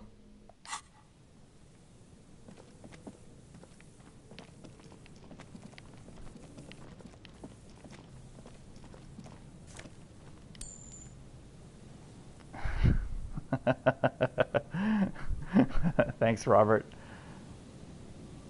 Actually, let's put our...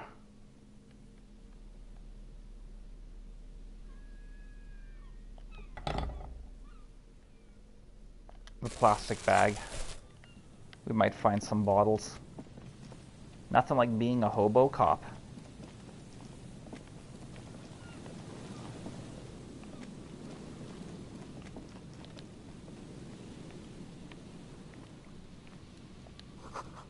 A big wine canister. It's open and empty.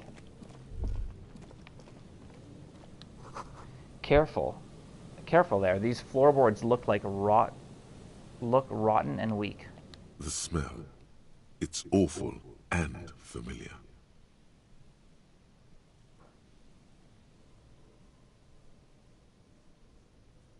What is it? Don't you recognize it? That hideous pungency. That faintly cloying sweetness. Only death smells like that. Something cold wakes in the pit of your stomach. Fear. It is death. It must be.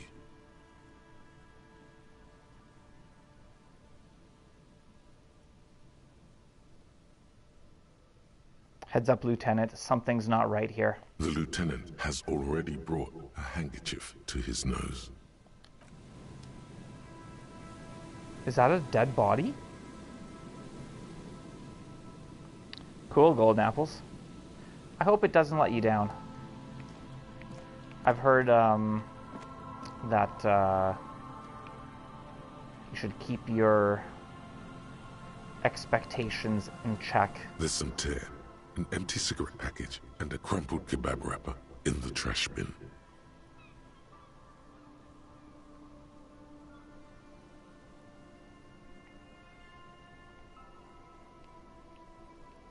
Examine the tear. 2 empty bottles of Tallulah vodka and a can of black potent porter is all you find. No, there's more in there. Livis strawberry liquor, plus some Pilsner bottles too. Better not pick them up. They seem unhygienic. A tragedy. Examine the cigarette package. Whoever tossed it here was a heavy smoker. The brand name reads Red Astra. Red Astra is the black market version of Astra cigarettes, known for their high tar content. Examine the kebab wrapper. You see traces of mayonnaise and ketchup on it, as well as a tomato wedge. The wrapper reads, Shish Kebab Revachol. It's no older than a day or two. No mold yet. It's hard to concentrate in the smell.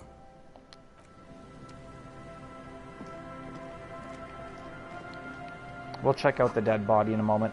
This coin-operated viewer has been out of order for years. Alright, dead body.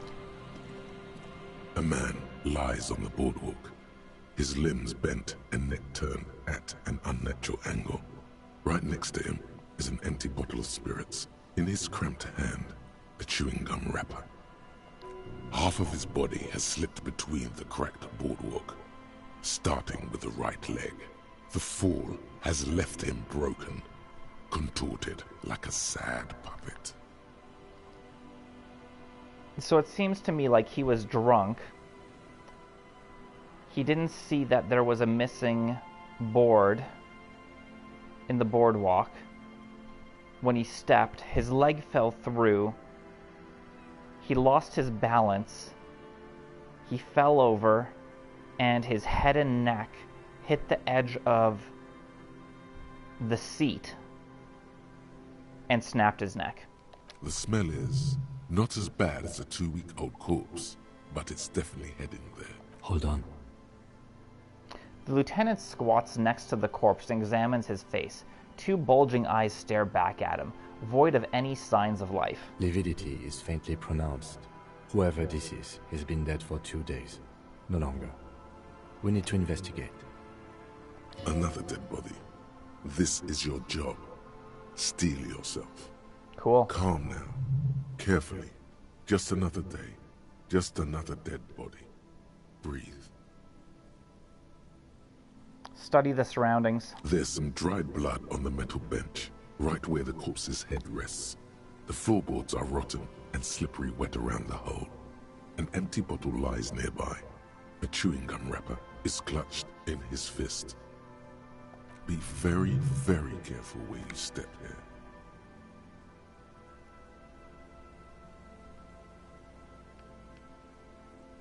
Examine the man's head. A dried chunk of blood covers the hair at the back of his head. An open wound. It's sticky and cold to your touch. This is what killed him. Yeah. I don't see any other major wounds, do you?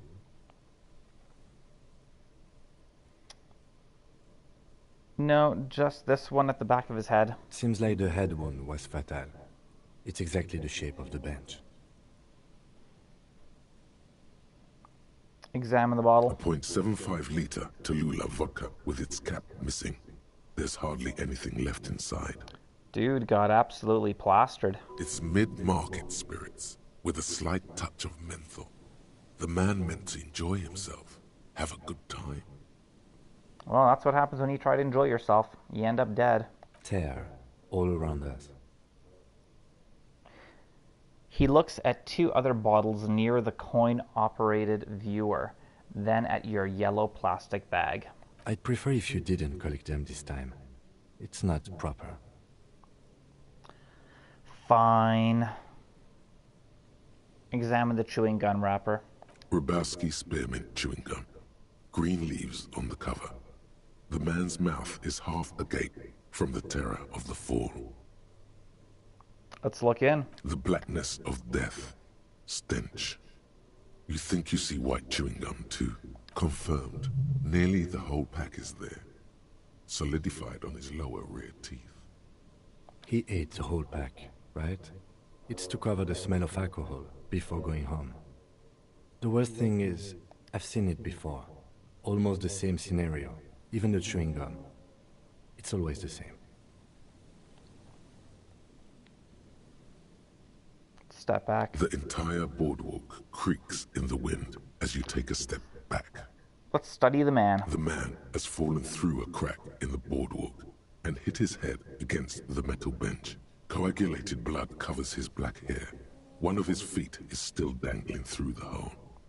You have to be quite inebriated to fall that bad. Well over a liter of pure ethanol. 3 bottles of wine, or 1.5 of spirits. Or maybe it was just dark. Let's examine his face. His expression is dull, like the sea behind him. Drops of water shining on his mustache. His eyes, empty and wide, look frightening in their frozen gaze. Height, 170 to 175 centimeters. Curly hair, stout build, age approximately 50 to 60 years. Let's study his clothes. He's wearing mud-caked boots, beige trousers, and an old brown leather jacket with a bright blue lining. There are traces of kebab sauce on his chest. Let's search his pockets. You find some sunflower seeds and a rain-soaked library card folded into two. His jacket feels sodden and heavy under your hand. Good. We should take a look at that library card after this is done.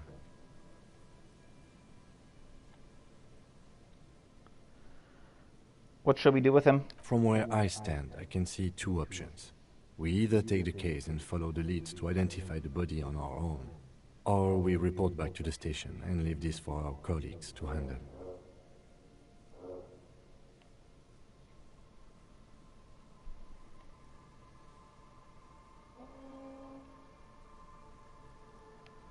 Hold on, what about field autopsy?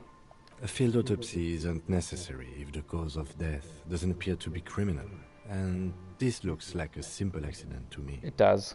I'd say we should just write down head trauma and leave it at that. Let's keep this detour as short as possible. The sooner we get back to finding Ruby, the better.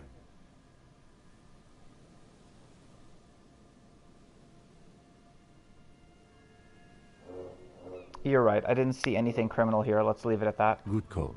The guys at processing can take care of the rest. We found him. We should finish this. I want to get experience. All right. We should first examine the library card you found. Then we can call the station from my kinema. Let them know we are taking the case. Who is this man? Looks like one of the locals. He'd have to know this spot to come here. You don't just walk over here. He looks south, the way you came. But that's just a lazy assumption. What do you think? At least this man knew how to party. Imagine the same scene without the bottle. Now that would be just sad.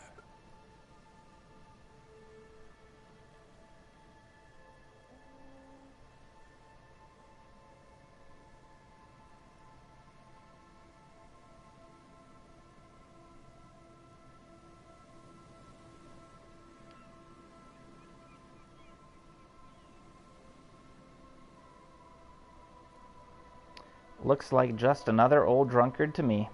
And he was married. The lieutenant points at the ring on the man's left hand, the flesh around it swollen and gray. But let's try to not run ahead.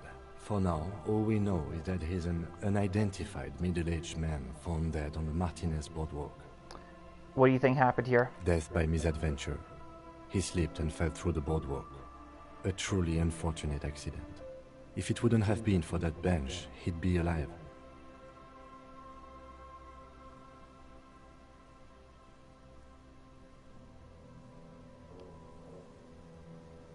Someone should be held responsible for this broken boardwalk. It's dangerous. They'll seal this place off after the news reaches the coalition officials.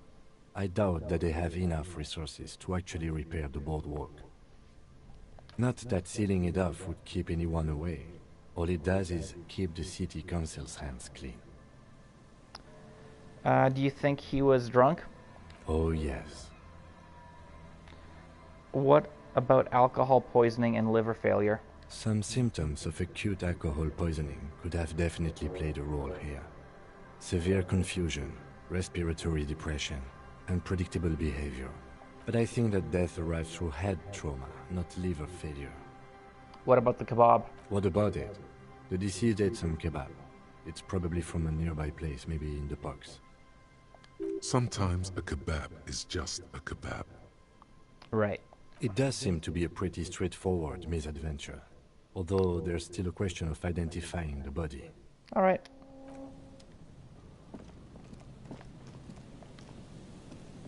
There's some tear, an empty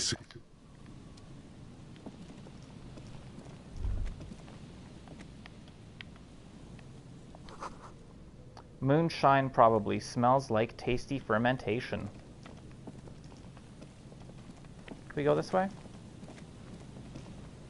No. All right. Can you... What are you doing?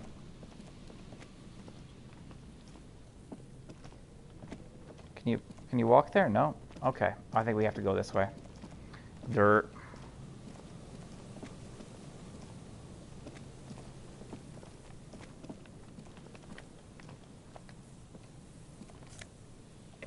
Oh, it's bottles. That's what it was. I remember I picked up 2 bottles before. Okay. We did everything there. Let's check out over this way. Is this where we came from? It is where we came from. Okay. Getting a little bit turned around here. Hope you guys are enjoying this. If we've got any lurkers that are new to the channel, if you like what you see, please consider subscribing. A metal payphone under a yellow plastic dome. You could use it to call someone, unless you're out of change. I don't want to call anybody. Do I? You hear the tone. The machine is inoperable.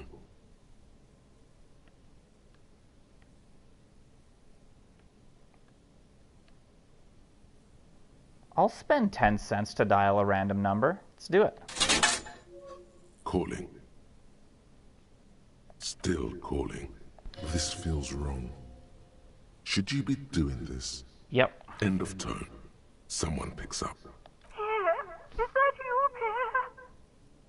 The voice is female and sounds about 100 years old.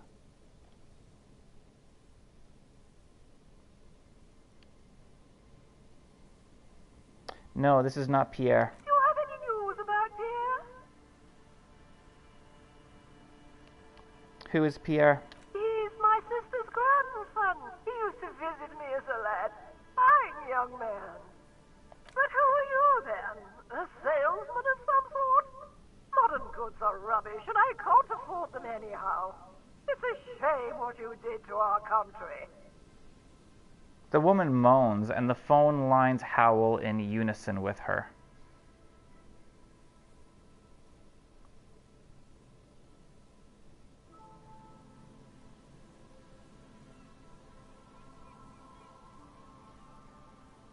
No, I'm a police officer. To hell with the police. To hell with you.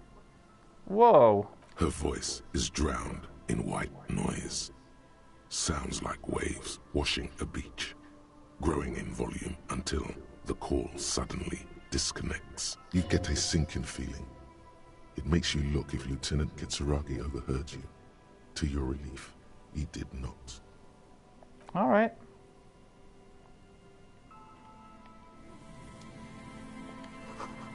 Someone must have worked hard to smash the plastic dome.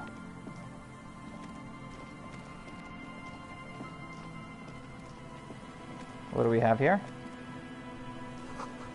A dead phone, a smashed receiver, like someone hung up too hard.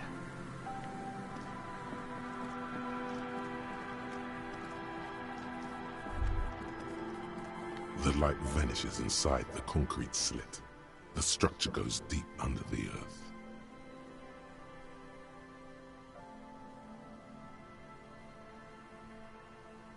Kim, any idea what's down there? No idea. Could be connected to one of the buildings around here. Think we might find Ruby down there? We might find her down somewhere. There's an old storm drain system beneath Martinez that's mostly collapsed. Revachol sewage system has been built and rebuilt 4 or 5 times now. In conclusion, she could be under any building. But not in here? I hope not. What's in there? Maybe it's just a storm drain for the sewer. Oh! There's no echo and no answer. Let's finish. What do we have here? The rear tire of a motor carriage adorns these reeds. Rust-eaten letters read Mazout.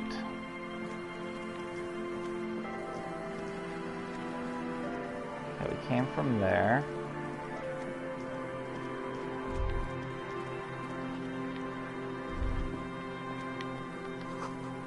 That's a Noland Vinct sink, an unsuccessful model.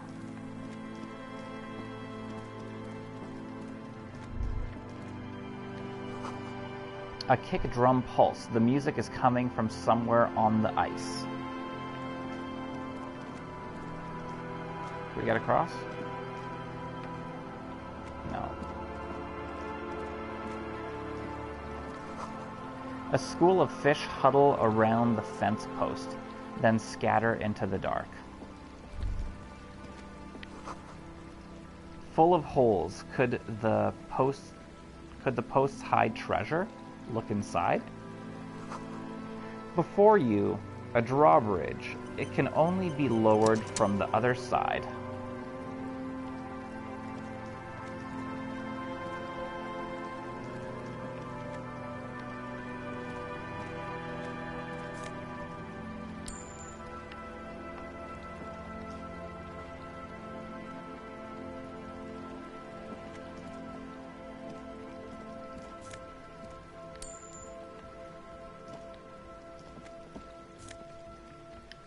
Damn, I'm finding all this stuff here.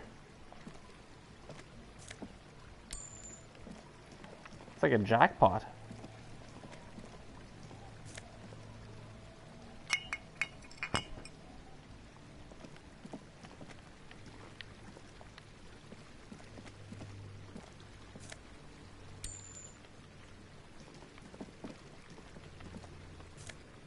$1.05? I don't know how much we've just found, but I feel like we just found like $5 or $6.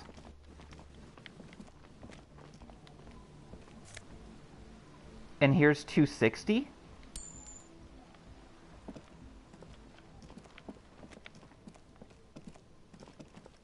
How do we get up there?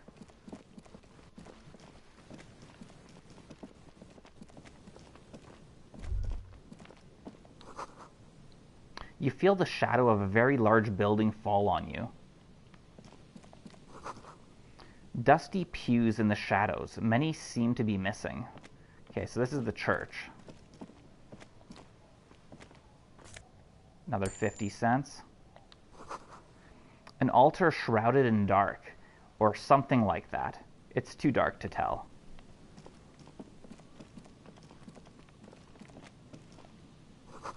The sign reads, Saint Brune, 1147.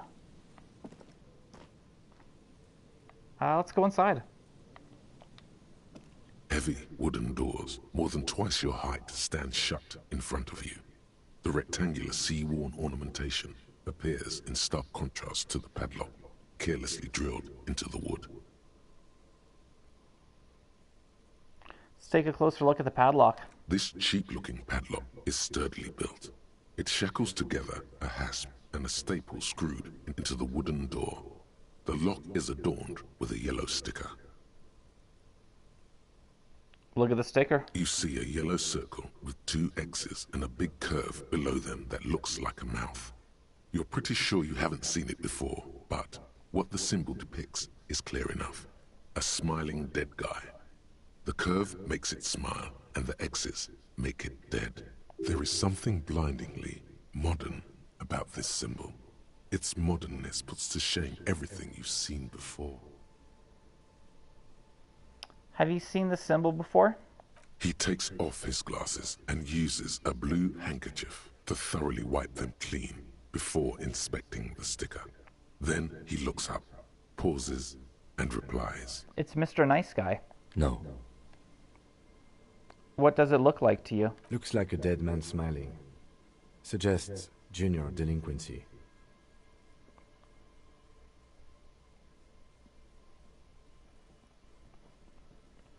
What is suggestive of a junior delinquency here? I haven't seen that sticker before, and I'm not a youth.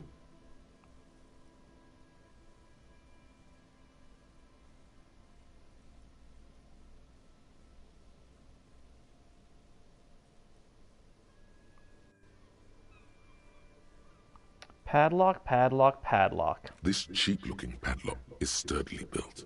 It shackles together a hasp and a staple screwed into the wooden door. The lock is adorned with a yellow sticker. Let's inspect the staple. The padlock passes through a staple that's been hastily attached to the wood. Closer inspection reveals that one of the screws is not a screw at all, but a nail. The work has been done recently and is unprofessional, to say the least. Should you want to get through, it might be easier to just pry the whole thing off. That's where Mr. Prybar comes in handy. Maybe we should circle the building first and look for another way. The building has seen enough mistreatment. Should we start with that kick drum coming from the ice? I heard a sound before. Yes, the pulsing bass. A sure sign of junior delinquency. Somewhere east of here. Okay. There's something on the sea ice there.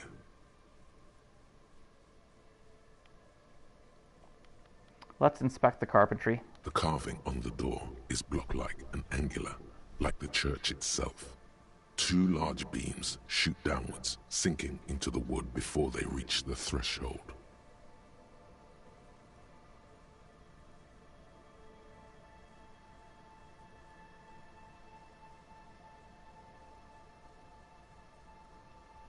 Let's back up and look at the door. The doors remain unchanged, closed with a padlock. Okay, let's look at the carpentry again. Let's run our hands. The surface is smooth from the wind, but moist to the touch. Rattle the doors to see if they open. Nothing happens. Only the sound of the padlock rattling against the door. I don't think that's going to work.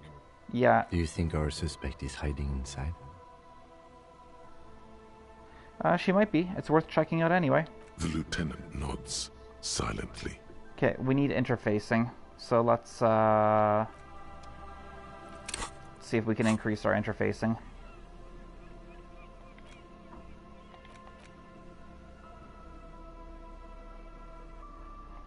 What's our interfacing like right now? Nothing.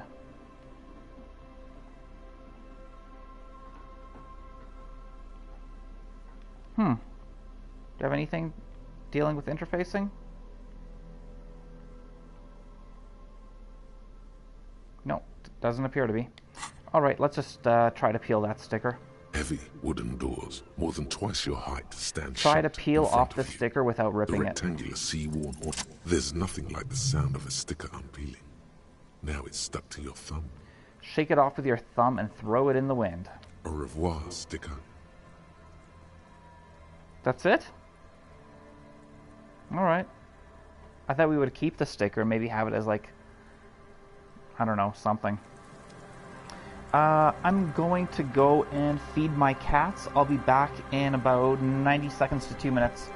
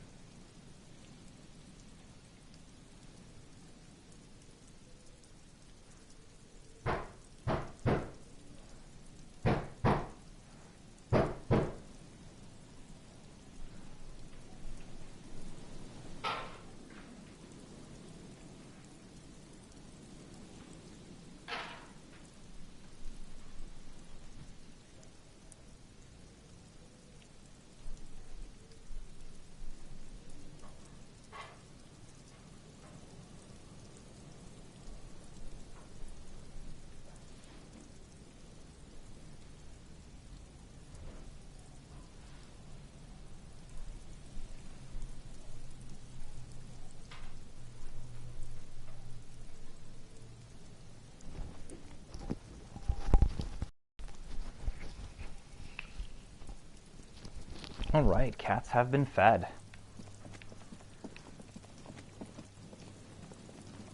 Were we here?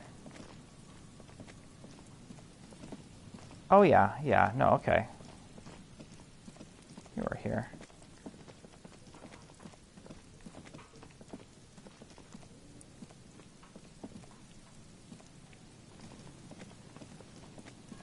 Okay, we were there, but I didn't see that, okay. Just gonna do a little bit of backtracking. Shouldn't take too long, just go up these steps. Go in here.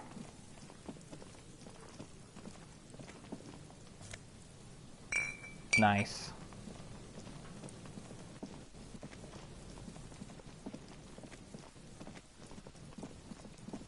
I feel like we have a ton of bottles.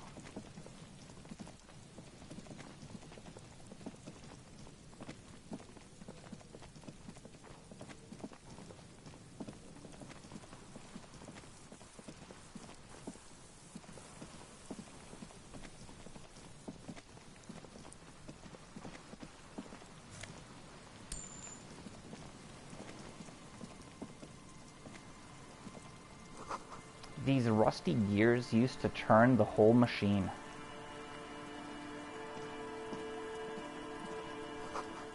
The chain trails off into the ocean to who knows where. I wonder if this is on the map. Can we see this on the map? Because I'd like to kind of see where approximately we are.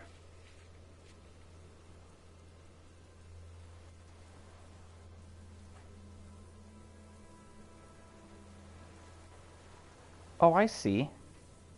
We're like almost in the top northwest. We haven't seen the big wheel. Oh, the big wheel is where the dead body is.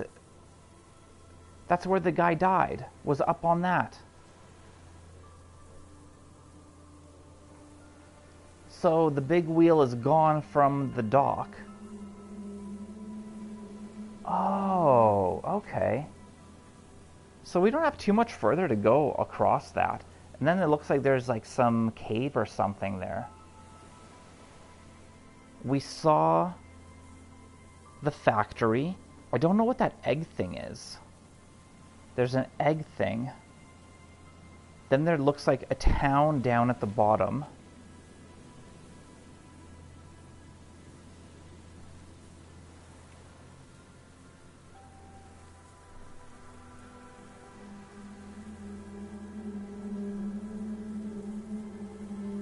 Huh. Okay.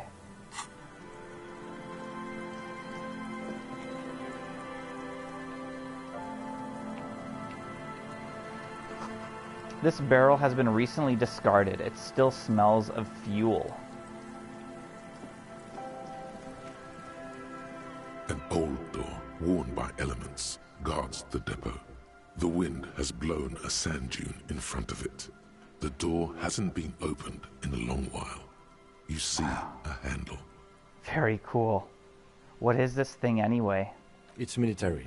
A service depot of some sort. Used to service what? The washerwoman mentioned a depot up the coast. She said it was for moving ammo and cargo across the bay. This might be it. Could this structure have been used to take the shot? From here to the whirling? No. I can't see how. The church is in the way. Let's see if we can increase our interfacing.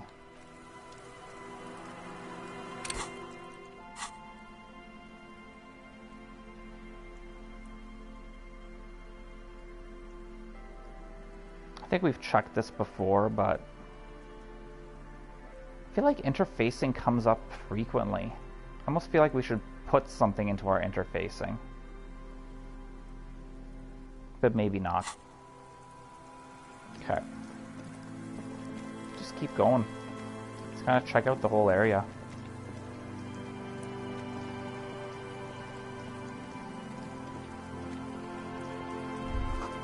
A cigarette butt cleaned away under a rock. Brand Tiumutri, whatever. You take a mental note. Tiumutiri seems important somehow. Cool. Tiumutiri.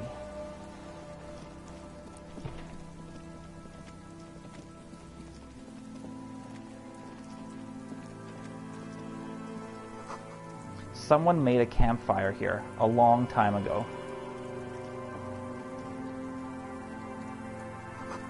A rusted, broken control box for the radio relay tower.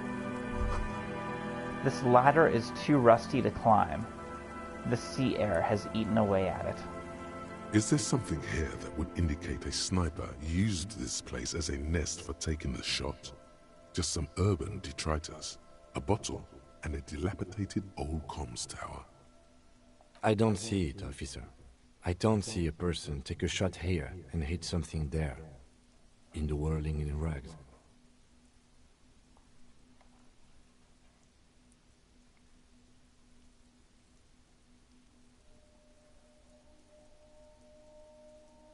Let's look over the water to the whirling in rags. There, 1.2 kilometers over the wave-crossed bay.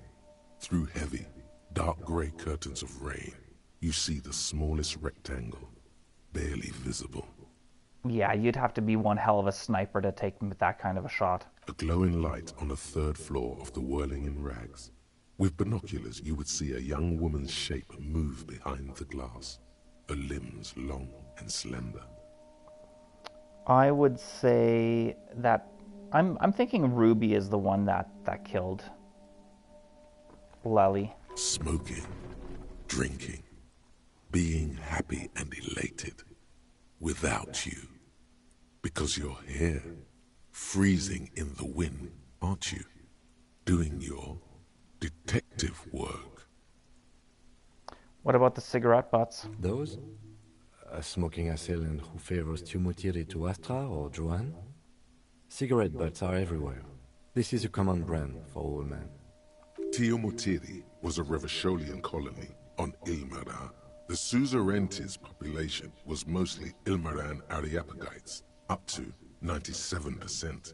The region was known for its tobacco export, hence the name.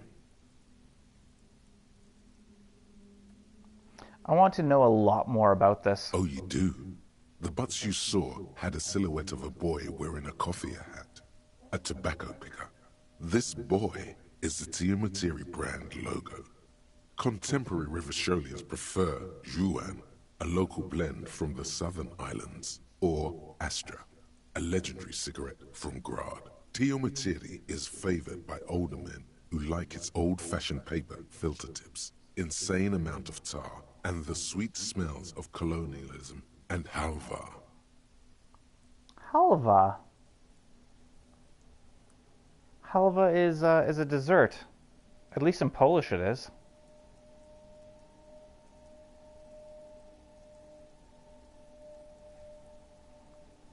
What is it made of? What is halva made of? I'm trying to think. I think it's like a nut paste. And it's kind of crumbly. It's quite good. I should buy some next time I go to the Polish deli.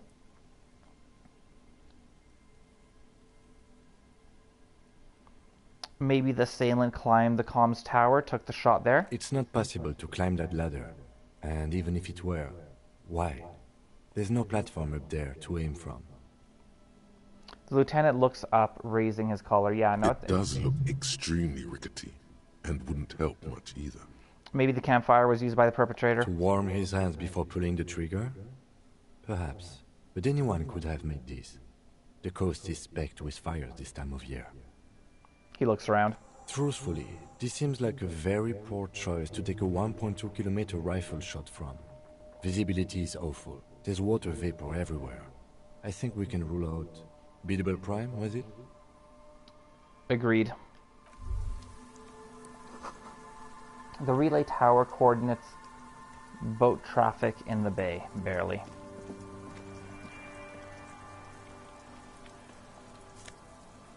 Is that a tie? We gained a scarf. The tiny inlets there, off in the far distance, where the posts trail toward.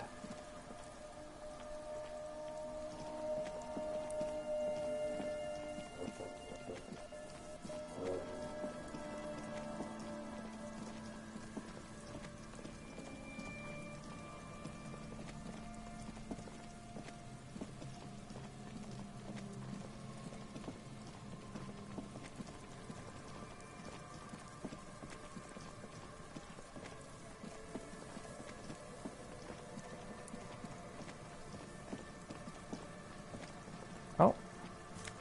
Hey, we got a shirt and some money. kind of cool. White polo shirt. Of course I need to check it out. Gotta check out my new shirt. +1 rhetoric, -1 empathy.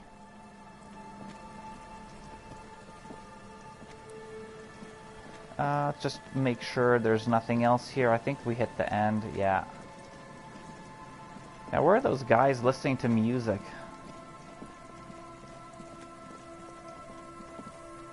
I think we want to check those guys out.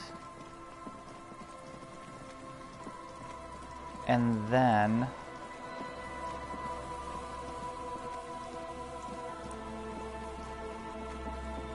maybe we'll leave going into the church for the next time. But I want to find these guys. Where are they? Went around this way. There's nothing there. There's a ladder, but we can't climb it, can't interact with it.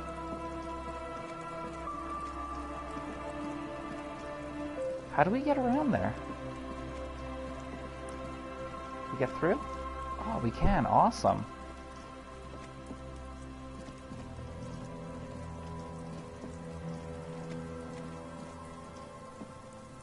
Man, this atmospheric music is awesome. Thanks for the GG, Robert. Not too sure what you're GGing. I'm not too sure what I did, but thank you for it, regardless.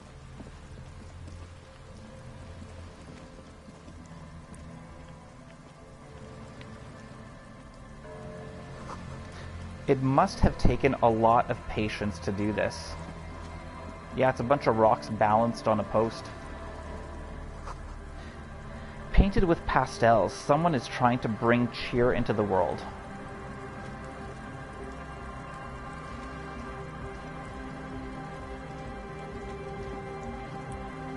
The tent is just tarpaulin fabric covering a pile of stuff.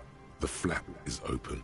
Inside, 3 young men, all in forward-looking apparel, reminiscent of the sticker on the padlock, are listening to some new form of music. It's like nothing you've ever heard. One of them looks at you. Come on, get in and close the flap behind you. The warm stuff's getting out. It's safe to assume this is their leader, or at least he thinks he is. Yeah, let's go in. See what these kids are up to. They look like punk rockers. I like it.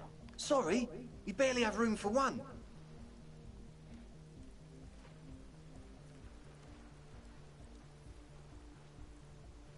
Thank you very much, Robert. Yeah, we've been making good progression.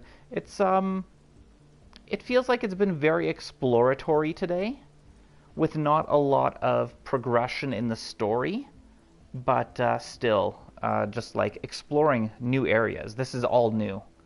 You go ahead. I'm too old for this. I'm actually not, he thinks. I just dislike delinquents. I'm sure you will feel right at home. I'll keep watch. He gestures for me to squeeze in.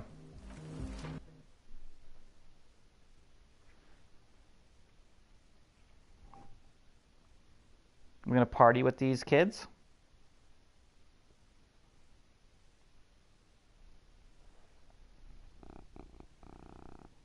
Kind of interested to see what's gonna be in here, what it's gonna look like. It looked small, but there might be more room in here than we thought. Ooh, cool. Smells like sweat and laundry detergent, plus a trace of ether. Canisters filled with what appears to be water. The label says distilled. Wild, wild. I want to see. A speaker, the big kind they use for live music. A pile of nasal sprays, brand name, Nosafed Ultra. Okay, which one do I talk to? Let's talk to the one in the back first. Go speak to Andre. I'm just annoyed. A strangely dressed young man says, without looking up from his toolbox.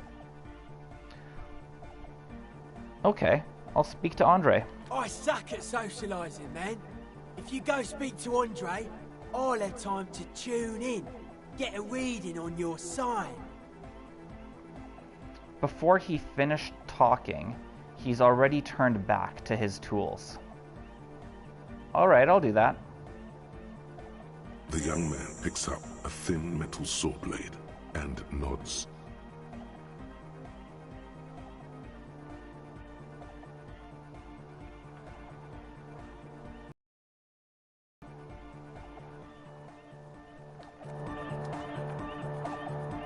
Okay, I'm guessing this is Andre. You see a youngish man bleaching the tips of his hair with a toothbrush. He puts the toothbrush down and extends his hand in greeting. Hello, I'm Andre. It's a pleasure to meet you. There is definitely something futuristic about his hair, aggressively so. You get the sense that this is what the future will look like. I like these kids. Imbecilic, yes. Should the future ever come, it will look deeply imbecilic, like this guy. Is this a jab at cyberpunk?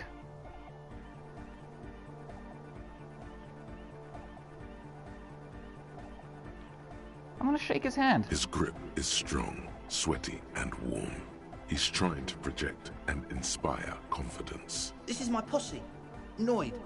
The young man with earrings looks at you suspiciously. An egghead. Egg! Hey, where's Egg when we need him? Egg would love that. He yells. The tape player high above his head continues to blast strange music. If you're unaware, there's a subscriber that I have named Egg. Together with a Settle Burger, who's out there right now, doing some seriously progressive sonic experimentation, we like to think of ourselves as music venue organisers.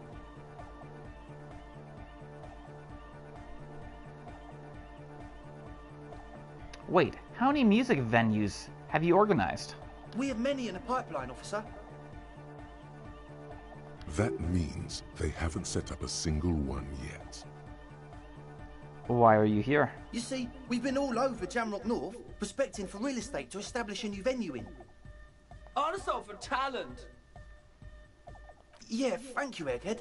And while there is no shortage of raw, unfettered talent spinning tapes in Jamrock, we've had rotten luck with the real estate part. Place is a shithole. I apologise for my friend Noid's potty mouth. I realise this is not how you speak to a police officer. He has authority issues. That's alright.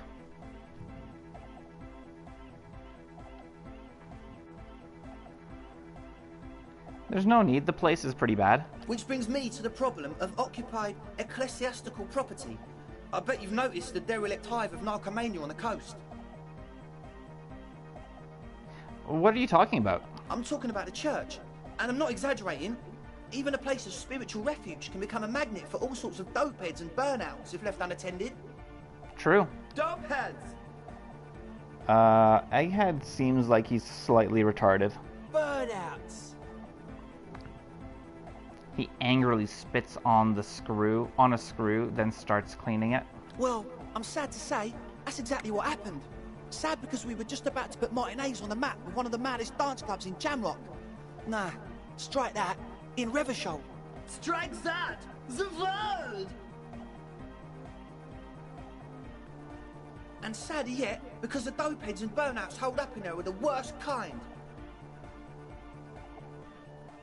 He leans back a little, watching you with a steady, serious gaze, letting you imagine just how bad those dopeheads and burnouts really are. Good. This calls for an opinion. You're an expert in those.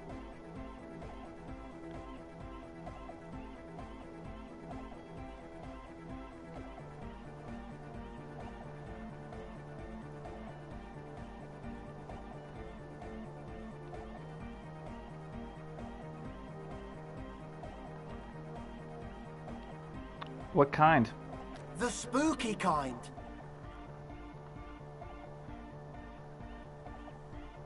What exactly do you mean by spooky? I was hoping you would be the judge of that, officer.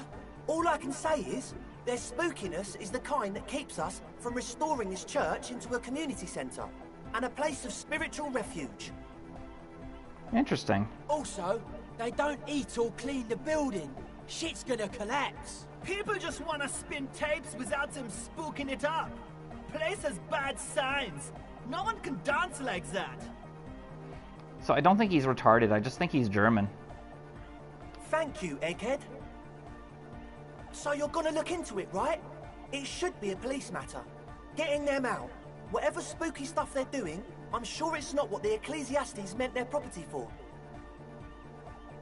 I'll look into it. Tell me more. All right, man. Help the ravers start a nightclub. Yeah, that sounds like fun. He claps his hands enthusiastically. Andre's obviously very happy you took him seriously. The whole tent is. The boys exchanged giddy looks. Did you put the padlock on the door? Yes. I asked Noid to install a measure against more drifters wandering in. It's a temporary fix, just something to contain the situation. I had to do it in an hurry. Not my best work, but it should hold for a while.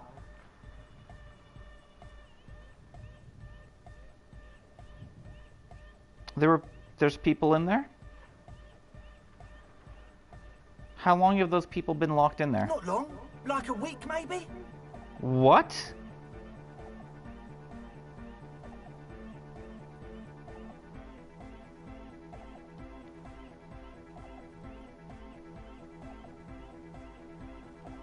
How can you be sure they haven't starved to death? I'm super sure they're alive.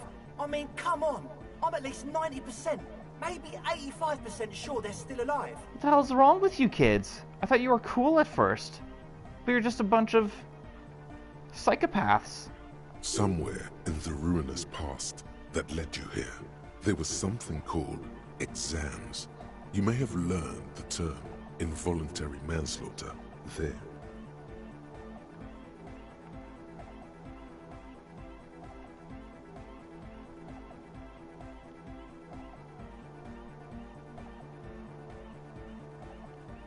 Andre, do you know what involuntary manslaughter means? Yes, I do.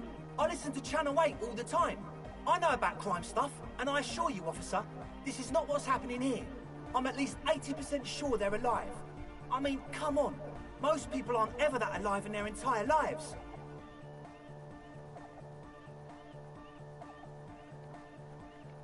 What does that even mean? I don't know. What does anything mean, really?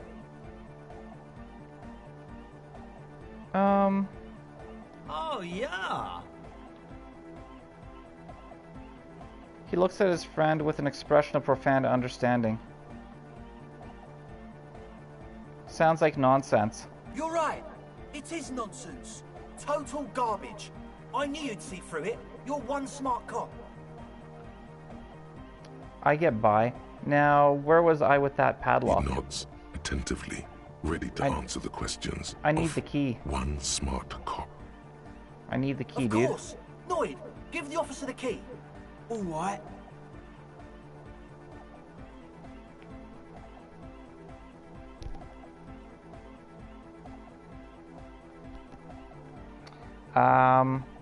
Let's be a cool cop.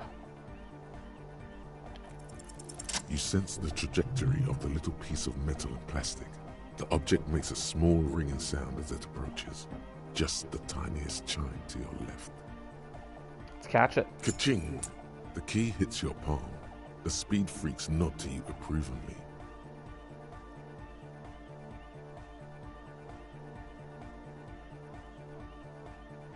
Thanks, man. Play it cool. The speed freak nods to you. A respectful nod. You proved something here.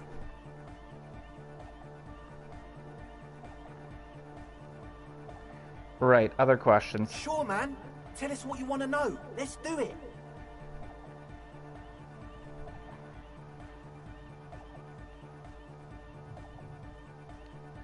You mentioned some kind of ecclesiastes own the church. Who are these ecclesiastes? Oh yeah, that's a meteor and name for the founding party. Thought it'd be cool to use it. If you don't know what the founding party is, there might be a way to mask it with minor demagoguery.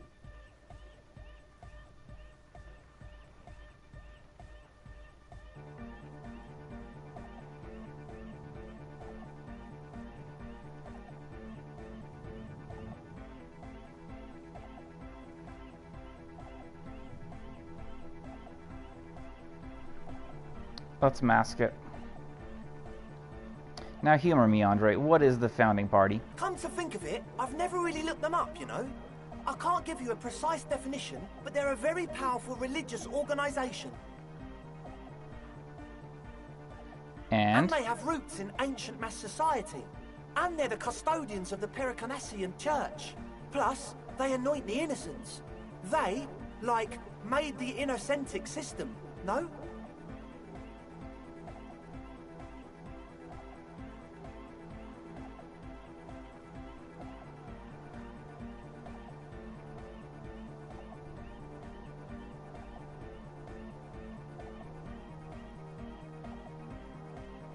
Now, Andre, in your opinion, would this ancient religious organization who anoints the innocents want a dance club in one of their churches? Totally. There isn't a trace of doubt in his voice. The Pericarnassian Church is about love, and Nordic music is about love. I got love for my Pericarnassian posse. Love is the relay out of death. We dance! He violently shakes the tape player as if to see if he can break it. Love is hardcore! Unity! Unity! Make some noise for my Insulindian posse! He turns the volume up, then looks at you with a knowing nod, as if it's obvious you will now break into dance. You feel it. The anodes and the cathodes coursing through you. Your big toe starts tapping along to the base, as if testing the waters.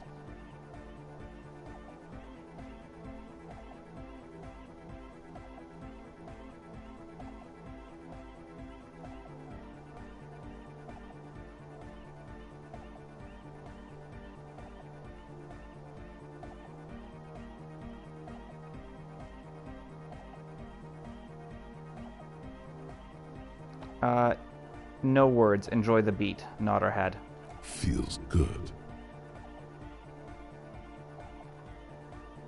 That's cool. My actual avatar guy is actually nodding his head. He's bobbing to it. I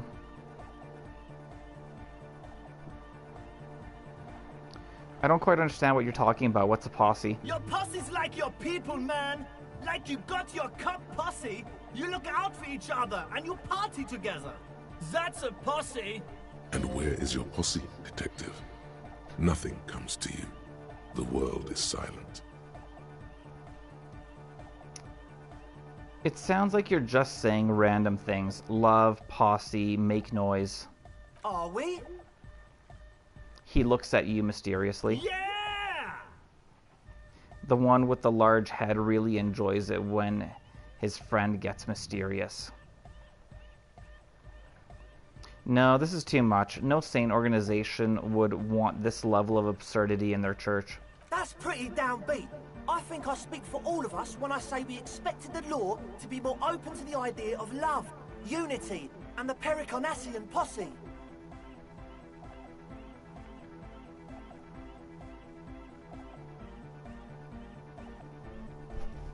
I'm sorry, the law doesn't share your vision. Well, we're sorry too.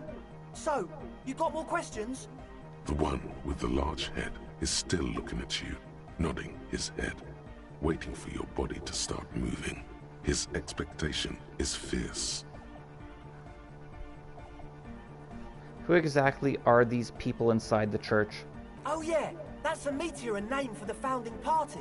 Thought... If you don't know what the founding party is, there might be... No, shoot, I hit the wrong one. I've never really looked them up, you know. I can't... And they have roots in ancient mass society. And they're the Totally. The Pericarnassian love is hot. Unity. Unity. Make some noise. You feel it. The anodes and the cathodes cause... That's pretty downbeat. I think well... The one with the large head is still looking at you, nodding his head, waiting for you. Oh yeah. If you don't know what the founding... Come to think of it, I've never really... And they have roots in ancient mass society. And they're the custodians of the Pericarnassian Church. Totally. The Pericarnassian love is hot. Unity. Unity. Make some noise. You feel it. The anodes and the cathodes coursing through you. Your big toe starts tapping along to the base, as if testing the waters. No, this is too much. Come on. That's pretty downbeat. I think I speak for all of us. Well, we're sorry too. We're stuck in a one loop. with the large head is still looking at you, nodding his head. Oh, waiting for shoot, your because I body kept to thinking the start same thing. moving. Sorry His about that, guys. I had a expectation brain is fart there. Who exactly are these people inside the church? Truth is, I don't really know. None of us do. I don't even know how many there are. All we've seen are glimpses.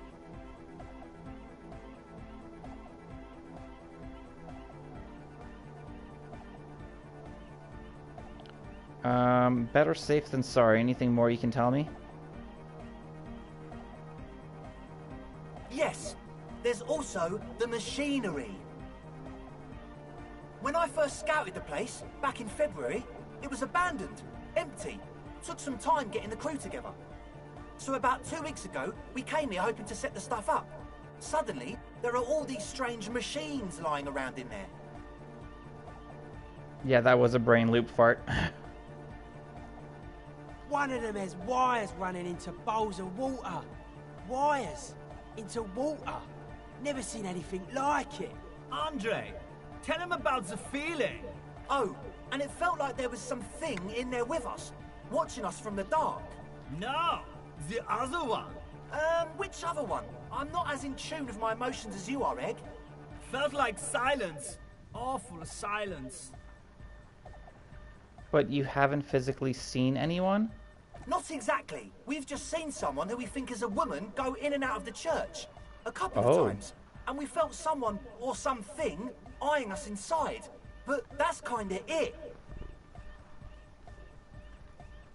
The woman, red hair maybe? A lorry woman? Sure, why not? Yeah. But not really. Brown hair. Old. Heavy, dark sides. So which one is it? What Noid said. Ruby's gone. The woman is someone else. Okay.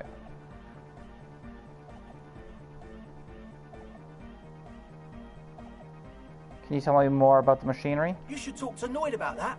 I just got a distinct burnout and dopehead sign from them. Probably jacked up to some snuff station too. Probably, very likely. With a small surge of PEA, alertness fills you, as if to say, this is a dark corner. Look behind it. Jacked up on some snuff station? It means like one of those rich boy private radio stations, where you can listen to people getting killed on, then jerk off to it. Sick shit. Wow. Not that we would know anything about that. Noid just likes to relay stuff. He appears sincere enough, sire. You could, of course, be wrong. We're getting derailed here. In short, you can tell to Noid about the machines. Oh. More.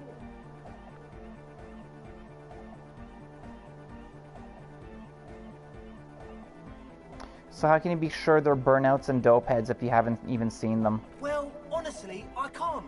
But I am. This is a below-feeble attempt at avoidance. Basically, he is attempting to weaponize idiocy.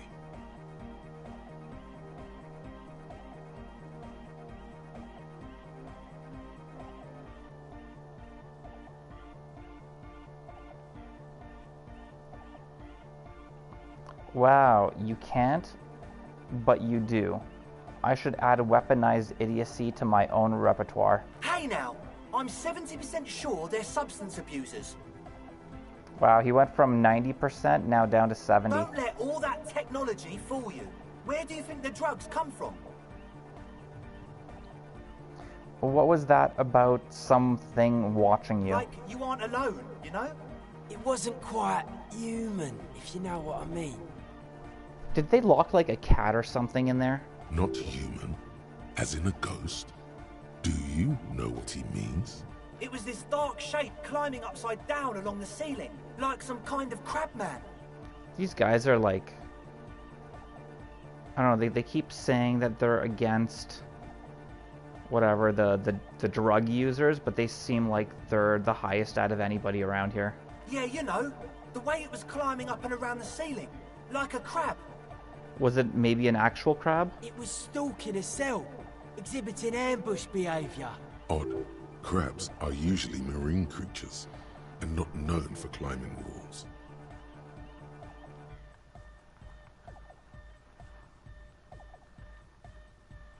Are you sure there was a crab man? Yeah, totally. I mean, I didn't personally see it. Estelle was alone that time, but I believe her. If she comes out running and says there's a crab in there, there's a crab in there. Where's the cell? You should ask her about it, but be nice. Don't tell her you don't believe in the crab. There probably is no crab man. Don't let them draw you in with this nonsense. Alright, let's talk about something else. Sure. What?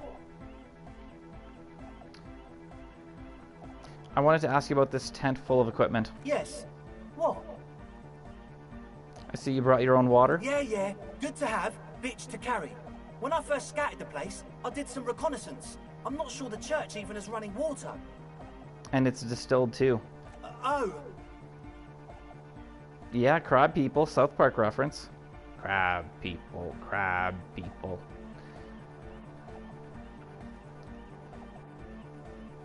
It's the one they sell at the fuel station. It's like he's lying to you, my liege. But he's slippery enough that there's nothing for you to grab hold of.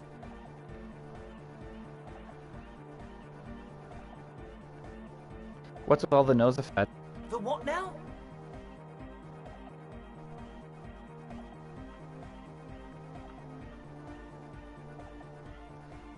Point to the bottle of nasal spray in the nose fed ultra. You have a lot of it lying around. Oh, the old ultra. He's like an actor, looking to the souffleur for his line. I have a major sinus infection. Stuffy nose. We all do. Shit's all blasted up. Winter. Can't even breathe.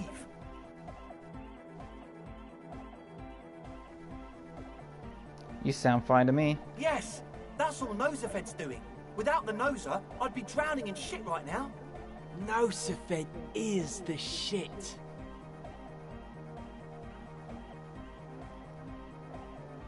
Can I have some? I have some nose problems too. Sure. Here you go, officer. The noser. Blast away. But it smells like sweat. Alright, enough of this. He nods enthusiastically, no doubt a little relieved.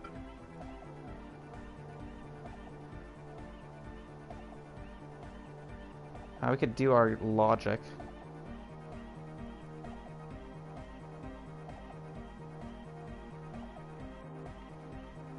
Okay, let's see if we can increase our... See if we're going to increase our logic. Current logic is +1. Michael McSaucy loves the crab people.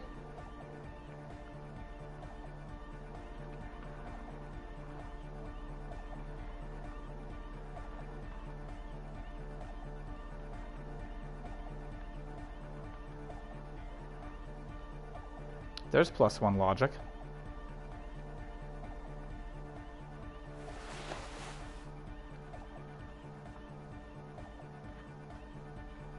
Ooh, another +1 logic.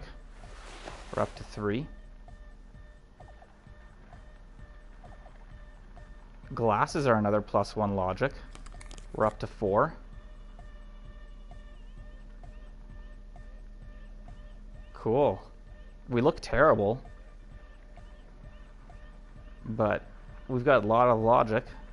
A plaid jacket, an Asian hat, some giant boots, and a bow tie.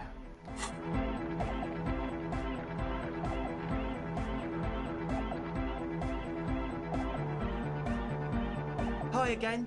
So, how are things going? It's a white chuck, let's try it.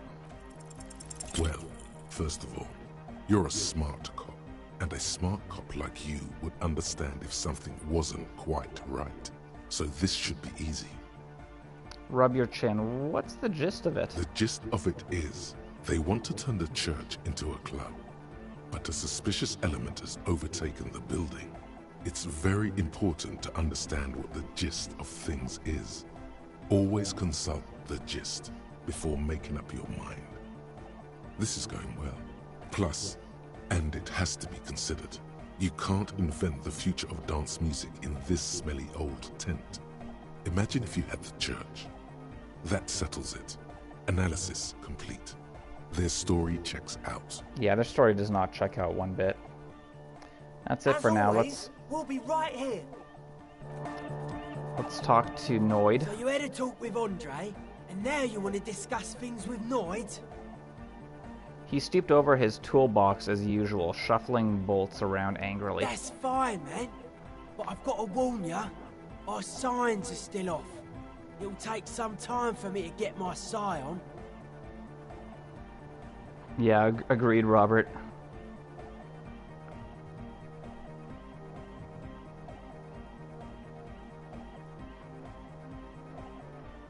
I saw a sticker on the padlock. Can you tell me anything about it? A sticker? You mean the yellow one? Can you describe it to me? Interesting. He wants you to describe it, though he already knows what it looks like.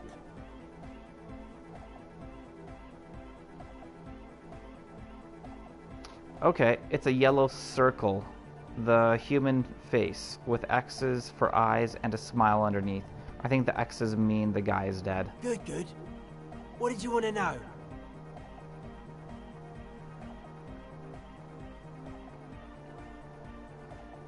Was I right? Is it a dead guy smiling? Yes, you're the 23rd person to get it right.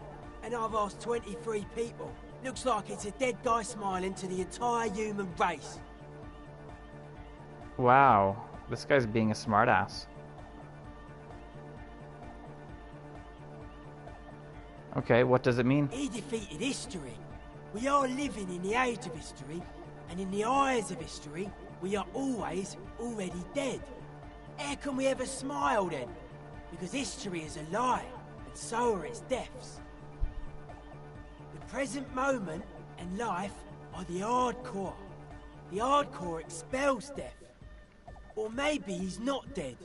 Maybe he's just really ecstatic about the beats. Or drugged out of his mind, come to think of it. Yeah.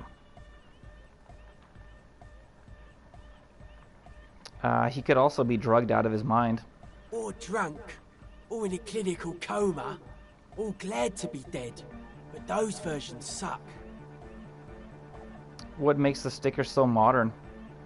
Simplicity was brought to us by classical solarist modernism. But that was a tasteful, harmonious simplicity, right? Ties do mean business. Well, hardcore is not tasteful or outwardly harmonious. It's a warning shot. This will be dangerous. The echo of man's loss, haunting him. Especially bow ties.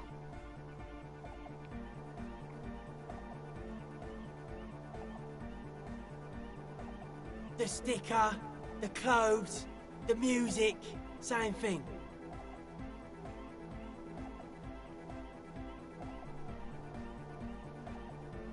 You come up with this stuff by yourself? Not alone. Many people are thinking the same thing right now. There's a gathering at the Elysium. The beat is the same for all. I think we've exhausted the subject for now. I guess one could write an entire treatise on the thing. But what for?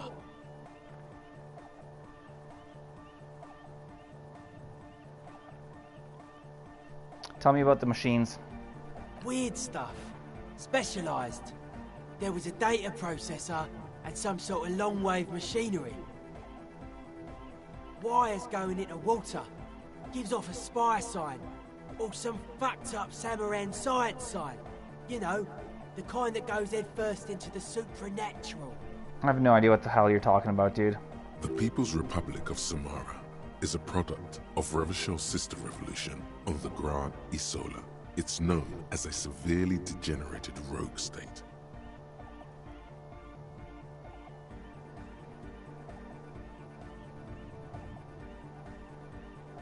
What's wrong with the supernatural? Nothing's wrong with it. You should definitely be researched. You can still do sick shit with it, though. The supernatural, so you think it's real? That it actually exists? Most of it doesn't exist, but there's also stuff that isn't allowed to exist, because the moralists think it's too dangerous for the plebs. Psionic powers, pale-related diseases, pretenders pretending to be human, folk rights, that kind of stuff. Why are you called Noid? The hardcore aesthetic is esoteric. It's not meant to be discussed with the law at this moment. He picks up some sort of widget. What about now? Are the signs all right now? Nah. Still strongly out of sync. Stage gamma disalignment. What? You heard me. But I thought we'd be okay now, sign-wise. I'm doing what I can. He continues to rearrange his tools. He looks like a well-thought-out individual. The synchronization might be worth it in the long run. Okay, maybe I'll come back later. A young man with peroxide blonde hair holds up a Harman Waushi tape player, nodding along to the music. He looks at you with a knowing smile and says, Harman Waushi? Like Harman Carmen? Hardcore! Is it? It's hardcore!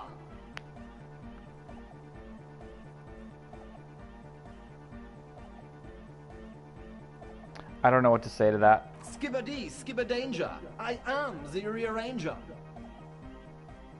Skibbity, skibberdanger, I am the rearranger. Alright. Your cop training did not prepare you for this. What to do? Could there have been a right way out of this garden of forking paths, you think?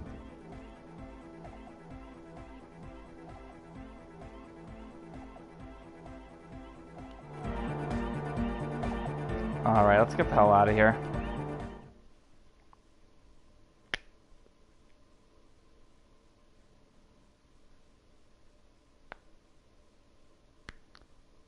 I have a feeling there's not going to be anybody actually locked up inside the church.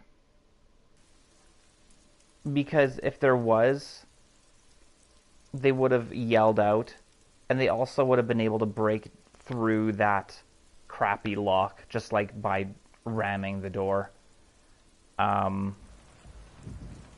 think it's going to be fine. I'm going to gather up some stuff here. More tribalistic markings. This post is covered in little humanoids. A pane of Eternite has been planted into the snow. 2 poles are holding it up. Barely holding it up. It could fall over any minute. A stronger gust of wind might be enough. Push the Eternite over. The pane falls into the icy snow with a soft thunk. Nice.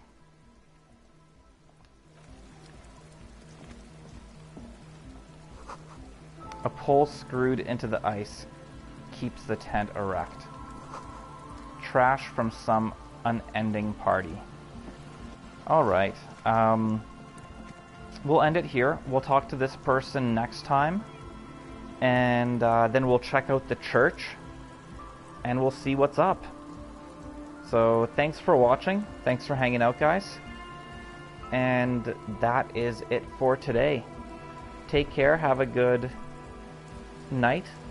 Because I'm pretty sure we only got Robert and Michael McSaucy here at the moment. And we're both in the same time zone. So, take care.